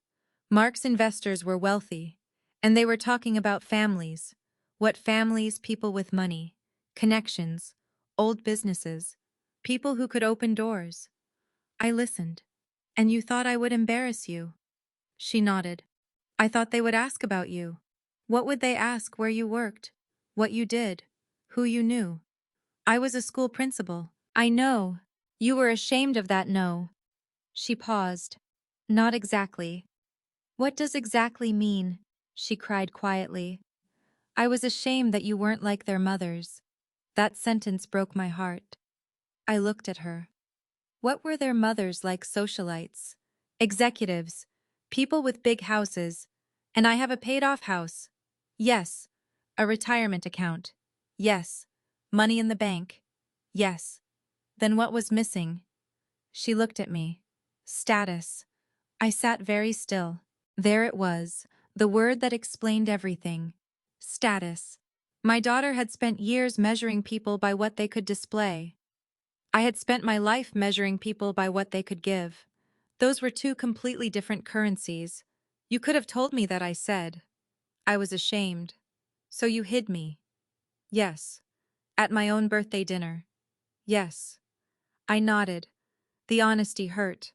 But strangely it was easier to hear than another lie. I asked, did you tell the investors I owned the restaurant? No. Did you tell them about the foundation? Yes. Why? Because I thought it would make you seem more important. I stared at her. More important? I didn't mean it badly. I shook my head. I know you didn't. She looked surprised. You don't... No. I leaned forward. You meant it exactly as you said it. You wanted me to appear more impressive. Claire looked down. And that tells me something. What? You don't know me. She began to cry again. I let her. For years I had rushed to stop her tears. That day I didn't. I needed her to sit with what she had done. After several minutes she whispered, Mom, I am sorry. I nodded. I believe you. She looked up. But I don't know if I can trust you. Her face fell. I understand. I hope someday I can. I hope so too. We sat in silence. Then Claire asked, what happens now? I thought about the financing proposal, the bank, the foundation, my house, my attorney, everything that had happened. Now I said, you and Mark solve your own financial problems. She nodded slowly. You won't help. I will help you find professionals who can advise you. Her eyes filled. But you won't give us money. No. She looked at me for a long moment. Then she nodded. I understand. I wasn't sure she did. But perhaps understanding would come later. She stood. Before leaving, she turned toward me. Mom, yes, I really did want your birthday to be special. I looked at her. Then why didn't you treat me like the guest of honor? She closed her eyes. I don't know. You do. She looked at me. I was afraid. Of what? That if people saw the real me, they would realize I wasn't as successful as I pretended to be. I felt a wave of sadness. Claire, you never had to pretend with me. I know. No, you don't. She wiped her face. I know now. She walked toward the door. Then she stopped. Will you ever forgive me? I didn't answer immediately. Finally, I said, forgiveness isn't the first thing we need. What is accountability? She nodded. I understand. After she left, I stood alone in the doorway. I wanted to believe that was the end of it. I wanted to believe honesty had finally brought everything into the open. But later that evening, Margaret called. Sydney. Yes, I received additional information from the lender. My stomach tightened. What kind? A copy of the financing package? I thought we already had it. This one contains something different. I sat down. What? There is a section where your assets were presented as part of the financial strength behind the project. I closed my eyes, even though I never agreed. Yes. Did Claire submit it? Margaret paused. We don't know yet. I felt the old fear returning. But Claire just admitted everything. I know. Then what else is there? Margaret's voice became serious.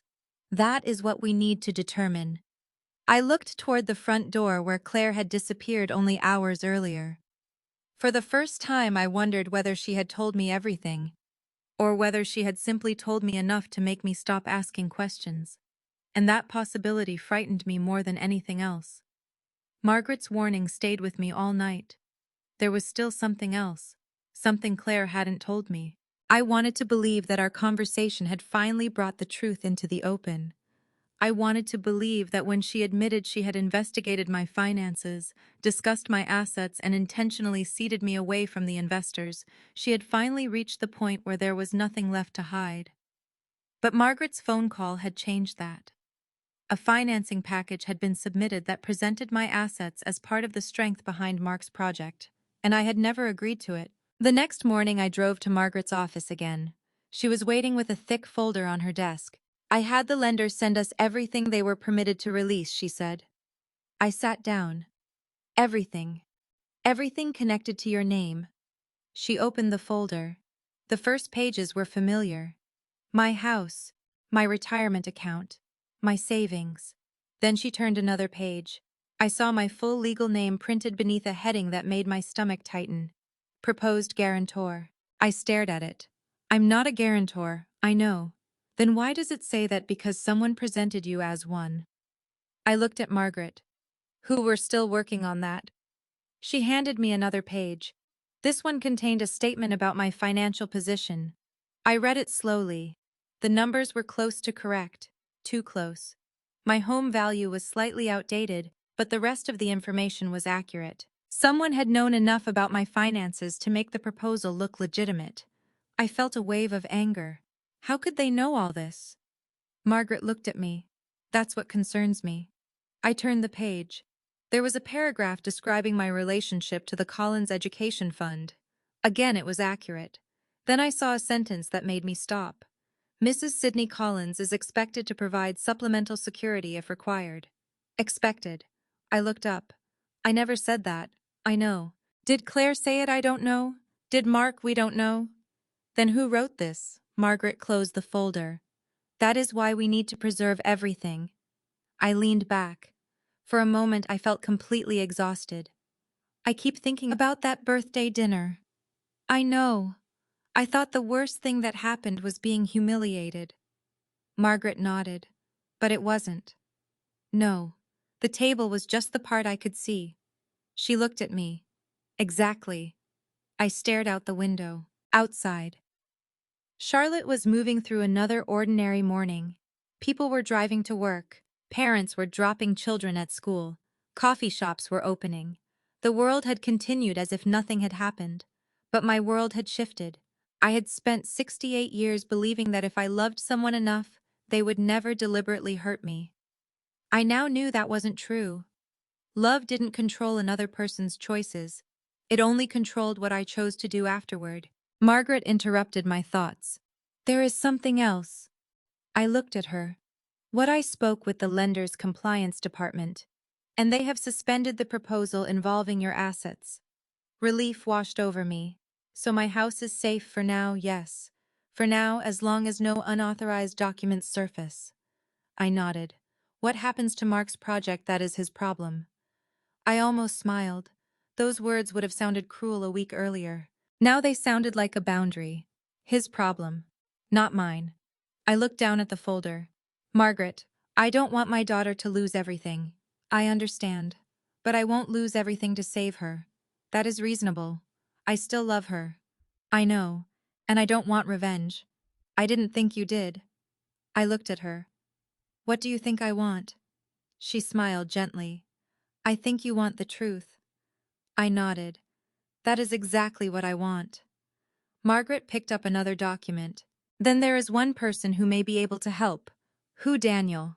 I thought of the chef, the teenager he once was, the man he had become, the way he had looked at Claire when he realized she had contacted the restaurant. What could he know, possibly more than either of us realizes? That afternoon I called him. He answered immediately. Mrs. Collins. I smiled. Please call me Sydney. There was a brief silence. I don't think I can. I laughed softly. Why not? You were my principal. And you're a grown man now. I know. He laughed. Old habits.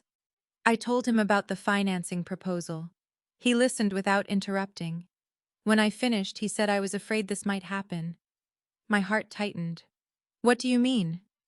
There was something Claire asked me that I didn't tell you. I sat down. What she asked whether the foundation still had authority over any properties. I closed my eyes when, about 2 weeks before the dinner. Why she said she was helping Mark understand a potential investment. Did she mention my house? No. Did she mention the restaurant? Yes. What did she ask?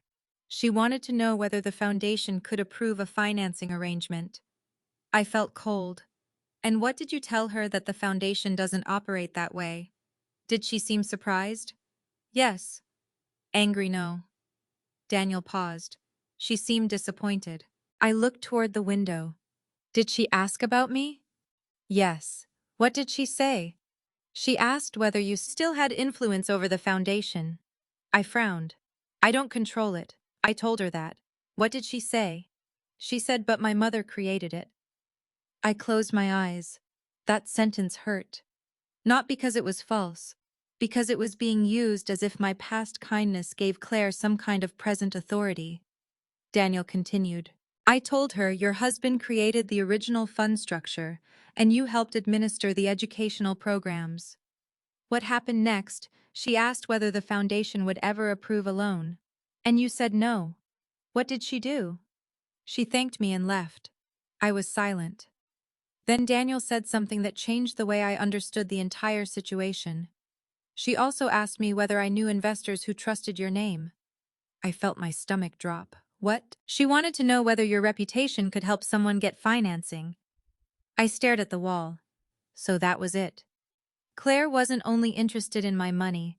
She was interested in my name, my reputation, my credibility, everything I had spent decades building. She wanted to borrow the trust other people had in me, and she had apparently been willing to do it without asking. I thanked Daniel. Before we ended the call, he said, Sydney, yes, I want you to know something. What you don't have to feel ashamed. I closed my eyes. I don't. You shouldn't. His voice became softer. I know what it feels like when someone decides your value based on appearances. I smiled sadly. You do? Yes. Then perhaps that's why you recognized me. I recognized the woman who once saw me. That sentence stayed with me. After the call, I sat quietly for a long time. Then Margaret called. We have confirmation. Of what? The lender has agreed that you were never an authorized guarantor. I breathed out. Thank goodness. But there is more. I felt my shoulders tense. What now? The lender has decided to review Mark's entire application. Why? Because your information was included without authorization. I thought about Mark, his business, his investors, Claire, their carefully constructed image. Everything might collapse. Will they report it? If they determine that false representations were made, they may take additional action. I closed my eyes. I didn't want that. Not because I wanted to protect what they had done, because I knew what consequences could do to a family. But consequences were not revenge. They were simply what happened when people made choices. That evening, I drove to the Culinary Scholarship Center Daniel had told me about. I hadn't planned to go, but he had invited me to see the program. I walked through the doors and saw young students preparing food in a teaching kitchen. They were laughing, learning, making mistakes, trying again. Daniel was waiting for me. "This is what the scholarship became," he said. I looked around. How many students? Dozens every year. I watched a young woman carefully plate a dish. "Did my husband know this would become so large?" Daniel smiled. "I don't think anyone knew." I felt tears gather. For years I had worried about what I would leave behind. My house, my savings, my possessions.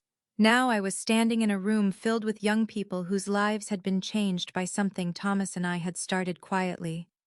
Money could disappear. Property could be sold. Businesses could fail. But this remained. Daniel handed me a small framed certificate. "What is this? Your foundation's first scholarship award." I looked at the date. 37 years ago. The same year Daniel had received his scholarship. My name was printed at the bottom. I traced it with my finger. "I forgot about this." Daniel smiled. I didn't. I laughed through my tears. "I think that's the difference." He nodded. Then he looked at me seriously. "You gave people opportunities, Sydney." I looked at the students. "I was just doing my job." "No." He shook his head. "You were doing more than your job." I wanted to argue, but I couldn't. For the first time I understood something. My daughter had looked at my life and seen assets. Daniel had looked at my life and seen impact. One saw what I owned, the other saw what I had given, and I suddenly knew which one mattered more. That night when I returned home, I found a letter from Claire. It was handwritten. She had written only one sentence on the outside. "Mom, I think I finally understand what I did." I held the envelope for a long time before opening it. I wasn't ready yet. But I knew I would read it. Because forgiveness might come someday. Not because what Claire had done was acceptable, but because I refused to let her worst decision become the definition of my life. I waited until the next morning to open Claire's letter. Not because I wanted to punish her. Because I needed to be calm enough to read it without letting my heart decide what the words meant. I sat at my kitchen table with a cup of coffee beside me. The house was quiet. Sunlight came through the window and fell across the envelope. For a long time I simply looked at it. Then I opened it. Claire's handwriting covered 3 pages. The first sentence was simple. "Mom, I am sorry." I kept reading. She admitted that she had been ashamed. Ashamed that her mother lived in the same modest house. Ashamed that I drove an older car. Ashamed that I didn't attend the same social events as Mark's investors. She admitted that she had convinced herself that money would solve everything. If Mark's project succeeded, she believed their marriage would become stronger. If their marriage became stronger, she believed she would finally feel secure. And if I helped them financially, she believed everyone would win. But the sentence that stopped me was near the end. "I started thinking about your money before I started thinking about your feelings." I read that sentence twice. Then I folded the letter and put it down. It was honest, painfully honest. But it wasn't enough. Not yet. I called Margaret. "I've read Claire's letter. What do you think? She understands some of it. And the rest, she still talks about desperation." Margaret nodded. "That may be true. I don't doubt that she was desperate. But desperation doesn't explain everything." "No." I looked toward the hallway. "I want to meet with both of them." "Claire and Mark." "Yes. Are you sure I am?" Margaret was quiet for a moment. "I'll arrange it." That afternoon, we met at Margaret's office. Claire arrived first. She looked different. Not polished, not carefully dressed. She wore jeans and a simple sweater. Her hair was pulled back. She looked tired. A few minutes later, Mark walked in. He barely acknowledged me. He sat beside Claire and placed his phone on the table. Margaret closed the door. "This meeting is not a negotiation," she said. Mark frowned. I understand. No one will be signing anything today. He nodded. Claire looked at me. Mom. I held up my hand. Let me speak first. She stopped. I looked at both of them. I spent several days trying to understand how we got here. Mark shifted in his chair. I know emotions are high. This isn't about emotion. I looked at him. This is about my name being used without my permission. He opened his mouth. I continued. My financial information was shared with a lender. He looked away. My property was listed as potential collateral. He said nothing. My reputation was presented as something that could strengthen your business. Still nothing. Then I looked at Claire, and my daughter arranged a birthday dinner where she deliberately kept me away from the people she wanted to impress. Claire's eyes filled with tears. I know. I took a breath. I need to hear the truth from both of you. Mark leaned back. This situation has gotten blown out of proportion. Margaret looked at him. Your financing application included unauthorized information about Mrs. Collins. That wasn't my doing. I turned toward him. Then whose was it? He hesitated. Claire was handling the family side. Claire looked at him. What does that mean? It means you were the one talking to your mother. You told me to get her involved. I said we needed additional support. You said Mom would help. I said she might. I stared at them. They were already beginning to blame each other. And I hadn't even asked the hardest question. Who submitted the information? Mark looked at Claire. Claire looked at Mark. Finally, Claire whispered, I did. The room went completely silent. Mark immediately turned toward her. Claire, you told me to. I never told you to submit anything. You gave me the numbers. I gave you numbers so you could talk to her. You told me the lender needed proof. I didn't tell you to make it look official. I looked at Mark. What exactly did you tell her? He rubbed his forehead. We were running out of time. That isn't an answer. He sighed. I told her we needed to show the lender that we had family support. Family support. Yes, you mean my assets. Potential assets. I felt my jaw tighten. Do you hear yourself? He looked at me. We weren't trying to take your house. No, no. Then why was my house listed because it was an asset? I stared at him. Then I looked at Claire. She was crying. Mom, I didn't want this. I turned toward her. But you did it. I thought I could fix it before anything happened. You submitted information about me. Yes. You knew I hadn't agreed. Yes. You knew I would probably say no. Yes. Then you made the decision for me. She lowered her head. Yes. That was the first time Claire had said it without an excuse. I felt tears in my own eyes. Why she looked up? Because I thought you would eventually understand. Understand what that I was trying to save my marriage. I shook my head. Your marriage is not my responsibility. I know. Your husband's business is not my responsibility. I know. Your lifestyle is not my responsibility. I know. I leaned forward. But you are my daughter. Claire began crying. That is why this hurts. I let the silence sit between us. Then I said something I had never expected to say to my own child. Being my daughter gives you a place in my heart. It does not give you ownership of my life. She covered her face. Mark sighed. This is getting emotional. I looked at him.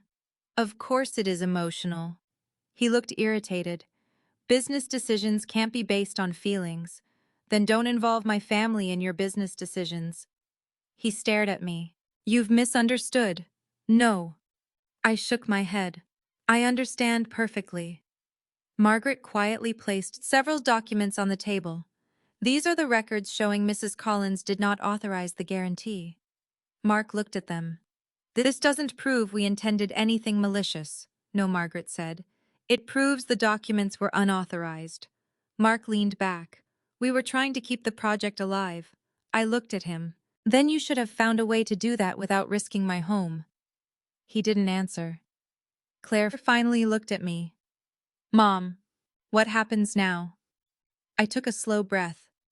I have changed my estate plan. Her face went pale. Mark looked up immediately. What I looked at Claire. I changed it before this meeting. She stared at me. When after the bank contacted my attorney. her eyes filled with tears. "Are you cutting me out?" I shook my head. "No." She looked confused. "Then what did you do?" "I changed how everything will be handled," I explained. "My house would remain mine during my lifetime. My retirement accounts would remain under my control. No one would have access simply because they were family. And after my death, my estate would not be distributed as an unrestricted inheritance. A significant portion would go into an educational trust. Another portion would support the Collins Education Fund. Claire would still be included in my estate plan, but she would not receive unrestricted control over the assets." She stared at me. "You don't trust me. Not with my money." Her eyes filled. "But you still love me." I looked at my daughter. "Yes." She began crying. I reached across the table but stopped before touching her. "I love you enough to tell you the truth." She nodded through her tears. "Then why give anything to me because you are my daughter?" I paused. "But I will never again confuse loving you with rescuing you." Mark shook his head. "This is extreme." I looked at him. "No." I stood. "This is a boundary." He looked angry. "You're punishing us." "No." I looked at Claire. "I am protecting myself." Claire wiped her face. "I don't want you to hate me. I don't hate you. Are you ever going to forgive me? I don't know." She looked down. "That hurts." "I know." I sat back down. "But forgiveness isn't something I can promise just because you ask for it." She nodded. "I understand." For several minutes nobody spoke. Then Mark stood. "We should go." Claire remained seated. "Mark." He looked at her. "Let's go." She shook her head. "Not yet." He frowned. "What?" She looked at him. "I need to talk to my mother." Mark's expression hardened. "Claire, we have a meeting." "No." She stood. "I think I've had enough meetings about my mother without my mother." For the first time I saw something change in my daughter. It wasn't confidence. It wasn't anger. It was accountability. Mark walked out. The door closed behind him. Claire sat back down. She looked at me. "I don't know how to fix this." I reached across the table and took her hand. "You don't fix something like this in one conversation." "What do I do?" "You start by telling the truth." "I will." "And then you accept whatever comes after." She nodded. I squeezed her hand. "I can't promise you everything will go back to the way it was. I understand. But I don't want this to be the end of us." She looked at me through tears. "Neither do I." We sat there holding hands. Not mother and daughter pretending everything was fine. Not two women hiding behind excuses. Just two people finally facing the damage between them. And as I looked at Claire, I realized something important. I had changed my estate plan. But I hadn't changed my heart. I had simply changed the rules around it. For the first time, I understood that those two things could exist together. I could love my daughter and still say no. I could forgive her someday and still remember what happened. I could leave her something and still refuse to let her take what was mine. That wasn't cruelty. That was wisdom. And perhaps the hardest lesson of all was that sometimes loving someone means refusing to make their life easier at the expense of your own. The weeks after that meeting were quieter than I expected. There were no dramatic phone calls, no angry messages, no unexpected visitors standing on my porch. For the first time in months, my life became almost ordinary again. I went grocery shopping. I watered my flowers. I met two friends for lunch. I started attending a morning walking group at a nearby park, and slowly I began sleeping through the night. But peace has a strange way of making you notice things you were too distracted to see before. I began noticing how much of my life had been built around other people. For decades, I had been a mother, wife, principal, volunteer, neighbor, and friend. I had spent years solving problems. Someone needed a ride. I drove. Someone needed money. I helped. Someone needed advice. I listened. Someone was hurting. I stayed. There was nothing wrong with any of that. But somewhere along the way, I had forgotten that I was allowed to have a life that didn't revolve around being needed. That realization came to me one Tuesday morning while I was standing in my kitchen making coffee. My phone rang. It was Daniel. "Good morning, Mrs. Collins." I smiled. "You promised you were going to stop calling me that." He laughed. "I keep forgetting." "Well, keep trying. I'll work on it. What can I do for you?" "I wanted to invite you somewhere." "Where?" "To the scholarship dinner." I paused. "What scholarship dinner?" "The annual dinner for the Collins Education Fund." I looked out the window. "I haven't attended one in years." "I know.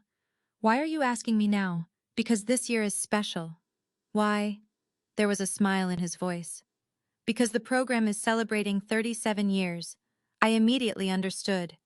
"Daniel, you're one of the reasons we're still here." "I barely remember the first scholarship." "I do." I laughed softly. "You remember everything.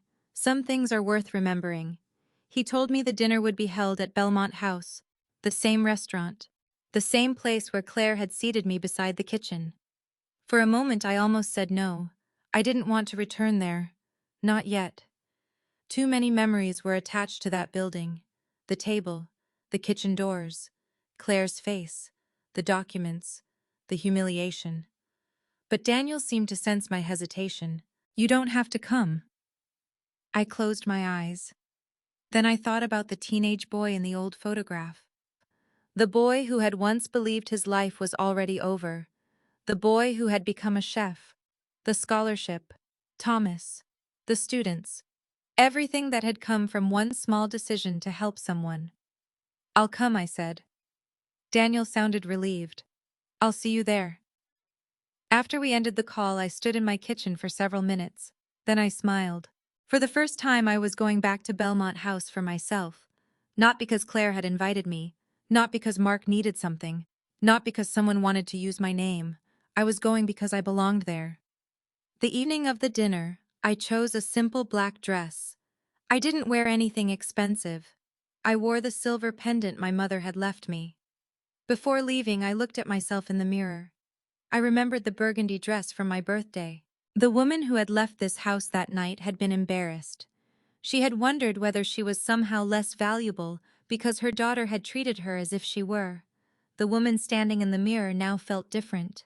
Older, perhaps, but steadier. I drove to Belmont House. When I arrived, Daniel was waiting near the entrance. He smiled.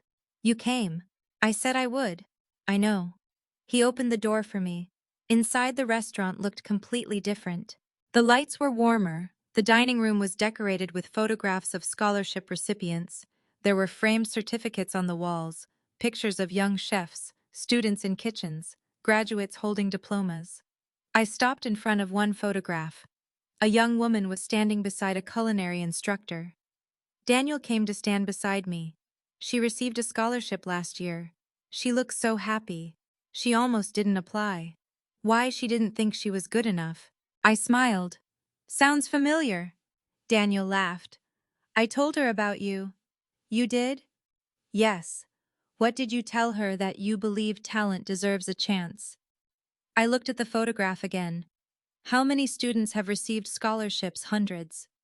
I shook my head. "Thomas would have loved this." "He did." I turned. What Daniel smiled. "He came to one of the early dinners." I stared at him. "When? About 30 years ago." "I didn't know that." "He never wanted you to know." I laughed. "That sounds exactly like him." Daniel nodded. "He sat in the back." "That sounds even more like him." We both laughed. Then the doors opened. Guests began arriving. Former scholarship recipients, community leaders, teachers, restaurant staff, several older couples. I recognized some faces from the school district. Then I saw Claire. She was standing near the entrance, alone. She looked around the room nervously. When she saw me, she froze. I hadn't expected her to be there. She walked toward me slowly. "Mom." "Claire." She stopped a few feet away. "Can I talk to you?" "Yes." She looked nervous. "I almost didn't come." "Why?"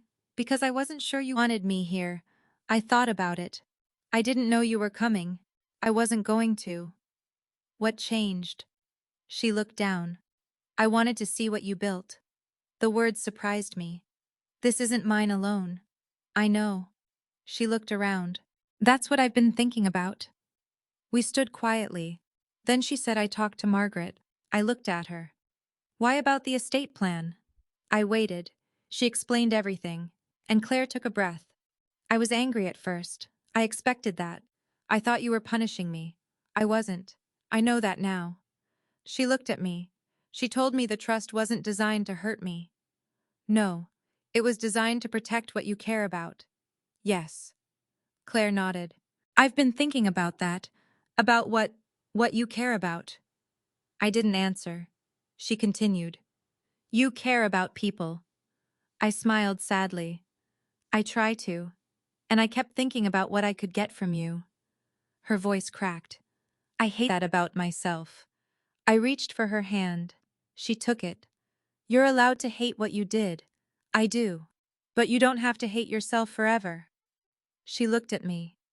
What if I don't know how to change? You start small. How? Stop trying to impress people. She laughed softly through her tears. That sounds harder than it should. It is. She nodded. I've already started.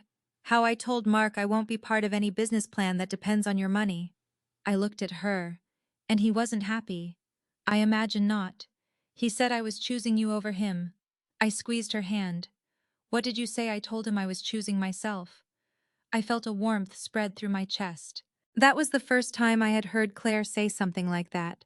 She wasn't choosing me. She wasn't choosing Mark. She was choosing herself. And perhaps that was exactly what she needed to learn. Then Daniel stepped onto the small stage. Ladies and gentlemen, he said. The room quieted. Tonight is about more than scholarships. He looked toward me. It's about the people who see potential before the world does. My eyes filled. Daniel continued. 37 years ago, a school principal noticed a 15-year-old boy sitting alone with a container of food. People laughed softly. She tasted what he made and told him he had talent.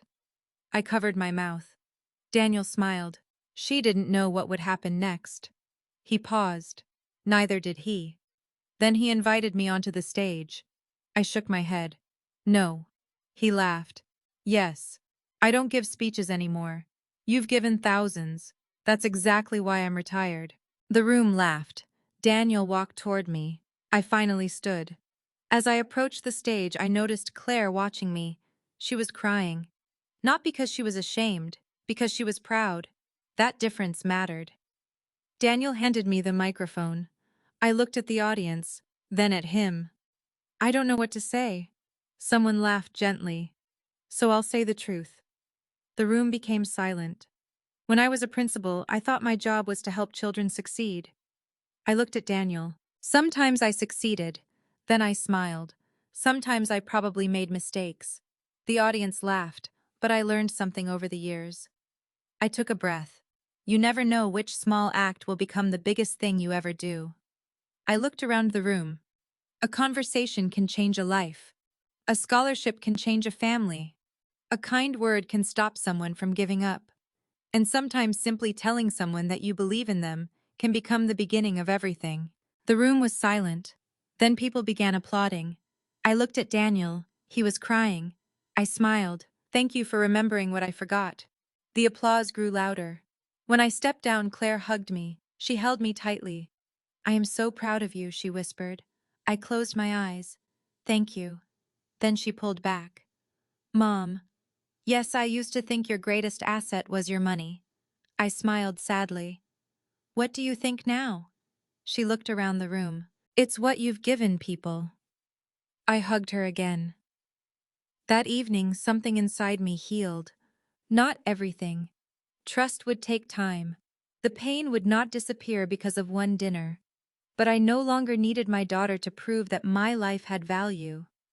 Daniel had already shown me. The students had shown me. Thomas had shown me. And perhaps most importantly, I had finally shown myself. Later that night, after the dinner ended, I stood outside Belmont House. Daniel came beside me. You all right? I nodded. More than all right. He smiled. Good. I looked through the restaurant windows. A year earlier, I had been sitting beside those kitchen doors, wondering why my daughter was ashamed of me. Now I stood outside that same restaurant knowing something I hadn't known then. My life was never small. I had simply been looking at it through someone else's eyes, and I wasn't going to do that anymore. The months that followed were not easy. They were simply quieter. There is a difference. A quiet life does not mean nothing hurts. Sometimes it means you finally have enough space to hear what the pain has been trying to tell you. After the scholarship dinner, Claire and I began speaking again. Not every day, not even every week. At first, our conversations lasted only 10 or 15 minutes.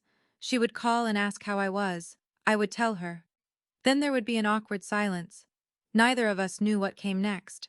We were learning how to be mother and daughter again without pretending nothing had happened.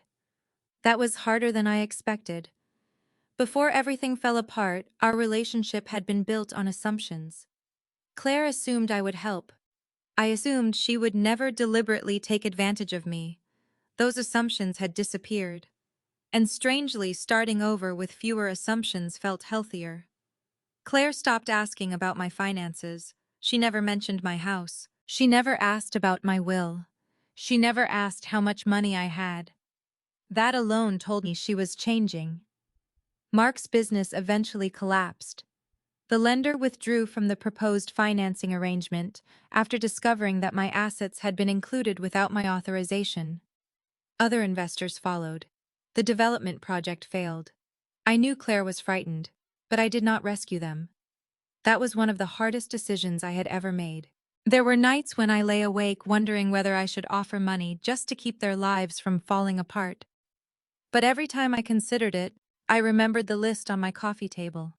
My house, my savings, my retirement, my value reduced to numbers on a page. I had to remind myself that allowing someone to experience the consequences of their decisions was not the same as abandoning them. Claire eventually moved into a smaller apartment. She found a new job in marketing. It wasn't glamorous. It wasn't connected to Mark's investors. It didn't impress anyone. But she sounded happier. One Sunday afternoon she called me. "Mom, yes, can I come by?" Of course. She arrived carrying a grocery bag. "What did you bring, food?" I laughed. "I have food." "I know." She walked into the kitchen. "I thought we could cook." That surprised me. "What are we making your chicken casserole?" I smiled. "You remember that I remember everything." I looked at her. She smiled. "You used to make it when money was tight. That was often." "I know." We laughed. For the first time in a long time, the laughter felt natural. We cooked together. Nothing fancy, no restaurant, no investors, no expensive wine. Just two women standing in a kitchen, chopping vegetables and trying to find their way back to each other. At one point, Claire became quiet. "What?" She shook her head. "Nothing." "Claire." She looked at me. "I've been thinking about something." "What?" "That night at the restaurant." I stopped stirring. "What about it? I keep remembering you sitting there." I waited. "You looked so small." I didn't answer. "I told myself you were fine." She looked down. "I told myself you weren't embarrassed." I said nothing. "But you were." "Yes." She nodded. "I knew." The admission hurt. "You knew, yes. Then why didn't you move me?" She closed her eyes. "Because I was afraid."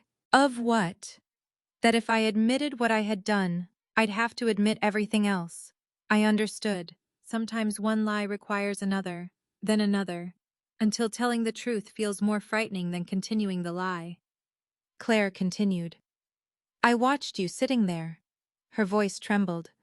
"You were looking across the restaurant at me, I remember, and I couldn't look at you." "Why?"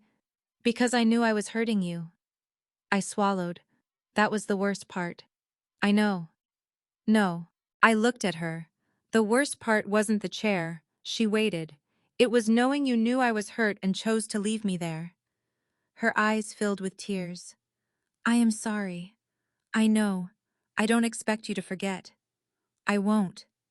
She nodded. "I don't want you to." That surprised me. "Why?" "Because I don't want to become that person again." I sat across from her. "That matters." She took a breath. "Mom, I need to tell you something else." I waited. When I was at the restaurant that night, I kept thinking about what the investors would think of you. She looked ashamed. I thought they would see an older woman in an ordinary dress and wonder why I was sitting with her. I felt the old pain return. But then Daniel came out. She smiled sadly. And suddenly everyone was looking at you. I nodded. I remember. And I realized something. What I had spent years worrying about, whether other people thought I was successful. She wiped a tear from her cheek. But the man everyone in that restaurant respected was standing there crying because of something you had done 37 years earlier. I listened. I had been trying so hard to impress strangers that I couldn't recognize what I already had. I reached across the table. She took my hand. I don't want to be that person anymore. I squeezed her fingers. You don't have to prove anything to me. I know. You don't have to become someone else. I know. You just have to become honest. She nodded. I am trying. I can see that. We sat quietly. Then she asked me something that caught me completely off guard. Mom, what do you want now? I frowned. What do you mean?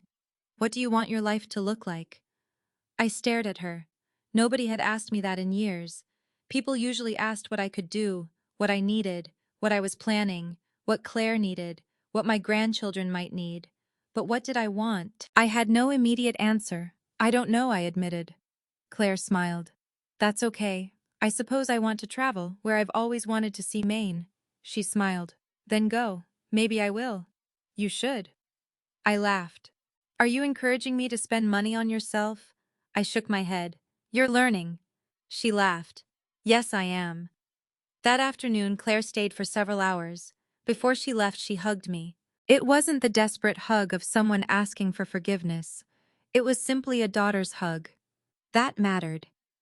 Several weeks later, she sent me another letter. This one was shorter. She wrote, Mom, I know I can't undo what I did. I can only make different choices now. I don't want your money. I don't want your house. I don't want your connections. I want to earn back your trust. I read the letter twice. Then I placed it beside Thomas's old photographs. I didn't answer immediately. Instead, I waited.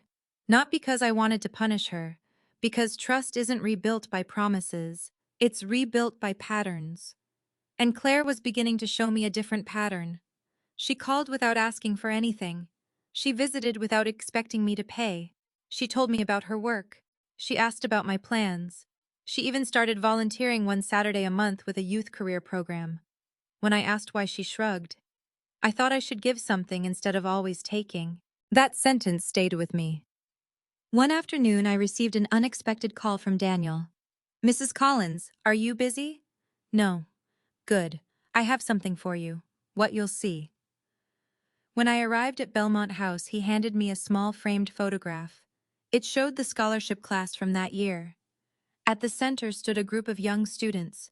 Behind them were Daniel and several instructors, and in the corner was me. I stared at it. I don't remember this picture. I do. Why am I in it? Because you're part of the story. I smiled.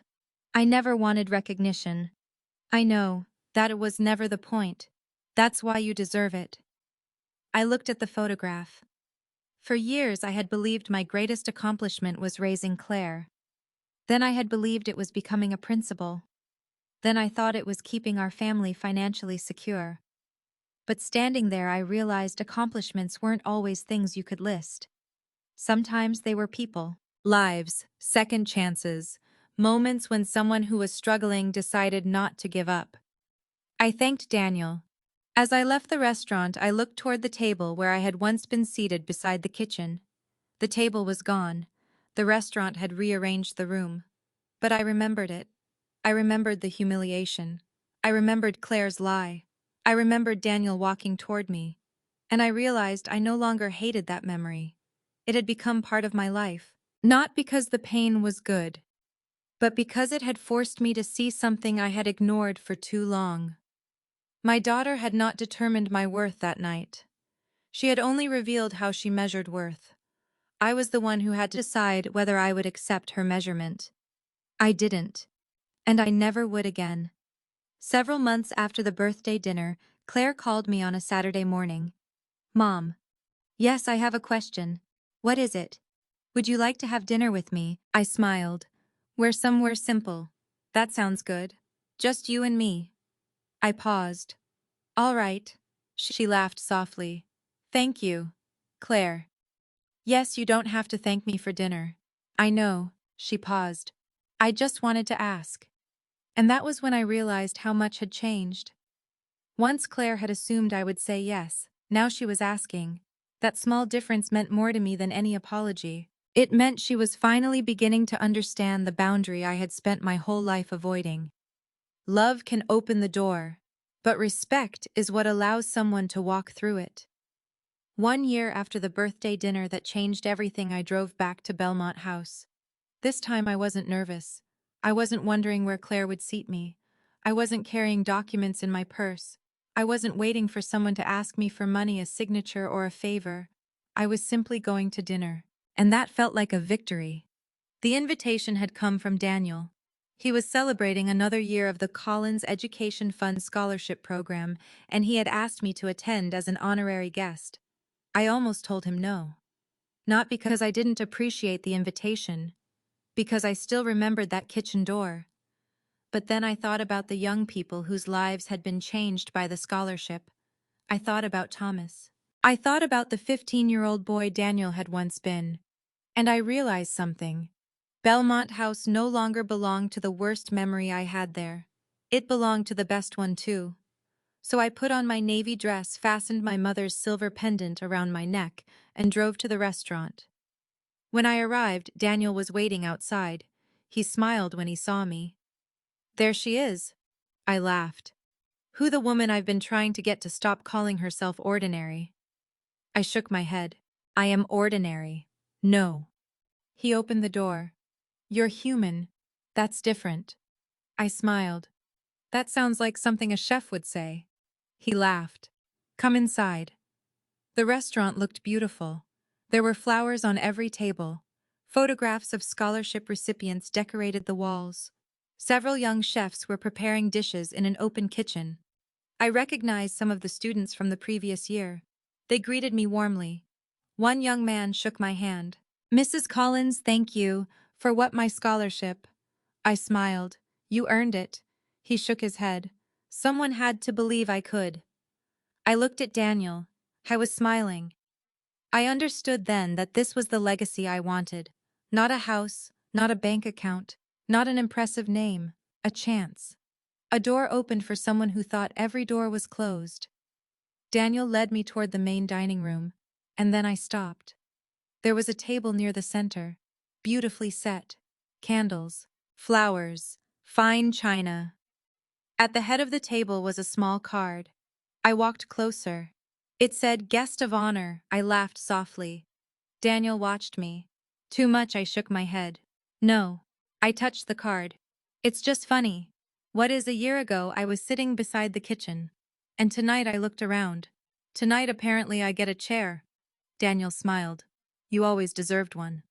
I sat down. For a few minutes I simply watched the room. Young people laughing. Families talking. Servers moving between tables. It felt completely different from the year before. Then I saw Claire. She was standing near the entrance. She wasn't wearing anything extravagant. No designer handbag, no expensive jewelry, just a simple blue dress. She looked around the room before seeing me. Our eyes met. She smiled. I smiled back. She walked toward me. Hi, Mom. Hi, sweetheart. She hugged me. Not quickly, not awkwardly. She held me for several seconds. Then she pulled away. You look beautiful. Thank you. So do you. She smiled. I'm glad you're here. I am too. She sat beside me. For a moment, neither of us said anything. Then she looked at the little card. Guest of honor. I laughed. Yes. She smiled. You know what I thought when I saw that? What, that you should have been sitting here the first time. I looked at her. She didn't look away. I know. I wish I could go back. I wouldn't. She looked surprised. Why? Because if I went back, I might not have learned what I needed to learn. She thought about that. Would you change anything? I smiled. I would protect myself sooner. She nodded. I understand. The lights dimmed. Daniel stepped onto the small stage. The room became quiet. Tonight, he said, we celebrate another year of students receiving opportunities they might otherwise never have had. People applauded. Daniel continued, but tonight is also personal for me. He looked at me. A long time ago, before I had a kitchen, before I had a restaurant, before I had a career, I was a 15-year-old kid who didn't think he belonged anywhere. The room became silent. I had talent, but I didn't know what to do with it. He smiled. Then one person noticed. He pointed toward me. This woman. Everyone turned. I felt my face grow warm. Daniel laughed. She tasted something I cooked and told me it was good. People laughed. I thought she was being polite. More laughter. But she wasn't. He became serious. She believed in me before I had any reason to believe in myself. I looked down. Daniel continued. She didn't know that helping me would become a lifelong connection. He paused. She probably doesn't remember half the things she did. I smiled. That's true. The room laughed. But I remember. Daniel's voice softened. And I want every student who receives one of these scholarships to understand something. He looked around. Sometimes your life changes because one person sees something in you that you cannot yet see in yourself. The applause that followed was overwhelming. I wiped tears from my eyes. Claire reached for my hand. I let her take it. After the speech, several students came to talk to me. One wanted to become a pastry chef. Another wanted to open a restaurant in her hometown. A young man told me he had been the first person in his family to attend culinary school. I listened to every story. I realized something as I sat there. I had spent so many years worrying about what I would leave behind. But maybe a legacy wasn't something you left behind. Maybe it was something you kept moving forward. From one person to another. From one generation to another. From one small act of kindness to a life that eventually touched hundreds more. Later that evening, Daniel came to our table. I have one more surprise. I laughed. Daniel, I don't think my heart can take another one. He smiled. Trust me. He handed me a small wooden box. I opened it. Inside was an old metal key. I stared at it. What is this? Daniel smiled. Do you remember the culinary classroom at your old school? Of course. This is the key to the original storage room. I laughed. I haven't seen that room in decades. I know. He pointed toward this kitchen. We kept the original equipment from that program. I looked at him. You did, yes. Why? Because that's where it started. I touched the key. The memory came rushing back. A small classroom. Old ovens. Teenagers learning basic cooking skills. Daniel standing nervously beside a counter. Thomas bringing donated supplies. Me arguing with the school board because I wanted more funding. I had forgotten how hard we had fought for those students. Daniel leaned closer. Your husband was there too. I smiled. He would be happy. He was proud. My eyes filled. I wish I could tell him about this. Daniel squeezed my shoulder. Maybe you already have. I laughed through my tears. That's a comforting thought. Across the table, Claire watched me. She looked happy. Not jealous. Not embarrassed. Just happy. Later, when the dinner was ending, she and I walked outside together. The night air was cool. The city lights reflected off the windows of nearby buildings. We stood on the sidewalk. Claire looked at the restaurant. Mom. Yes. Do you remember where you sat that night? I nodded. Beside the kitchen. She smiled sadly. I hate that I did that. I know. I thought I was putting you in your place. I looked at her. And what did you learn? She took a breath. That I was the one who didn't know my place. I smiled gently. Claire. No, Mom. She shook her head. I mean it. She looked at me. I spent so much time thinking you were ordinary. I waited. Then Daniel walked out of that kitchen and treated you like the most important person in the restaurant. I smiled. He wasn't honoring my money. I know. He was honoring something I had done. I know. She took my hand. And that's when I realized I had been measuring you completely wrong. I squeezed her fingers. I think we both learned something. What? You don't have to make someone smaller to feel bigger. She nodded. And you don't have to let someone make you smaller. I smiled. Exactly. We stood there quietly. Then Claire asked, "Are you happy?" I looked at the restaurant, then at the city, then at my daughter. Yes. She smiled. Really, yes. Even after everything I thought about the answer. Yes. Why? Because everything taught me something. She waited. I learned that my worth isn't determined by how someone treats me. She nodded. I learned that love needs boundaries. Another nod. I learned that forgiveness doesn't mean forgetting. She squeezed my hand. And I learned that the people who truly value you don't ask what you can give them before they ask how you're doing. Claire smiled. I want to be one of those people. I know. She hugged me. This time I held her tightly. Not because I was afraid of losing her, because I no longer believed love had to be held together by fear. A year earlier, I had walked into Belmont House wearing a burgundy dress, believing I was there to celebrate my birthday. My daughter had seated me beside the kitchen. I had felt humiliated, small, unwanted. But then a chef had walked through those doors. He had looked at me and remembered something I had forgotten. He remembered a teenage boy who needed someone to believe in him. He remembered a scholarship. He remembered kindness. He remembered my name. And that was the greatest twist of all. The woman my daughter thought belonged in the background turned out to be the woman the chef remembered at the center of his life story. I had thought my birthday dinner had revealed how little I mattered. Instead, it revealed how much my life had mattered to people I never expected to hear from again. As Claire and I walked toward the parking lot, she slipped her arm through mine. For the first time in a long time, I didn't feel like I had to carry her. She was walking beside me, and that was enough. I don't know what the future holds for Claire and me. Trust takes time. Some scars never disappear completely, but they don't have to. A scar is not proof that you are broken. Sometimes it is proof that you survived something that once believed it could destroy you. And if I learned anything from that birthday dinner, it is this. Never let someone else's opinion become the measure of your worth. Never confuse being needed with being loved. Never surrender your boundaries just because someone shares your blood. And never believe that your best years are behind you simply because someone has decided you are too old, too ordinary, or too insignificant to matter. You may be sitting at the smallest table in the room, but that does not mean your life is small. Sometimes the person who walks through the kitchen door is simply there to remind you of what you forgot. You mattered. You still matter, and you always will. If this story touched your heart, I'd love to know what you would have done in Sydney's place. Would you have forgiven Claire?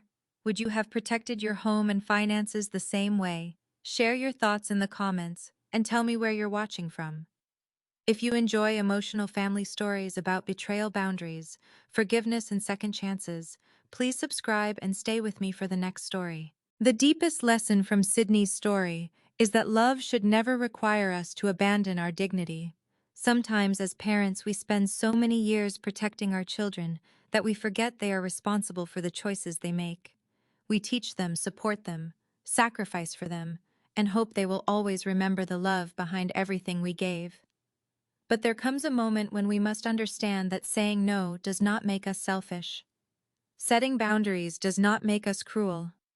And protecting what we worked our entire lives to build does not mean we love our family any less. Sydney also learned that a person's value cannot be measured by money, social status, possessions, or the opinion of someone who has forgotten where they came from.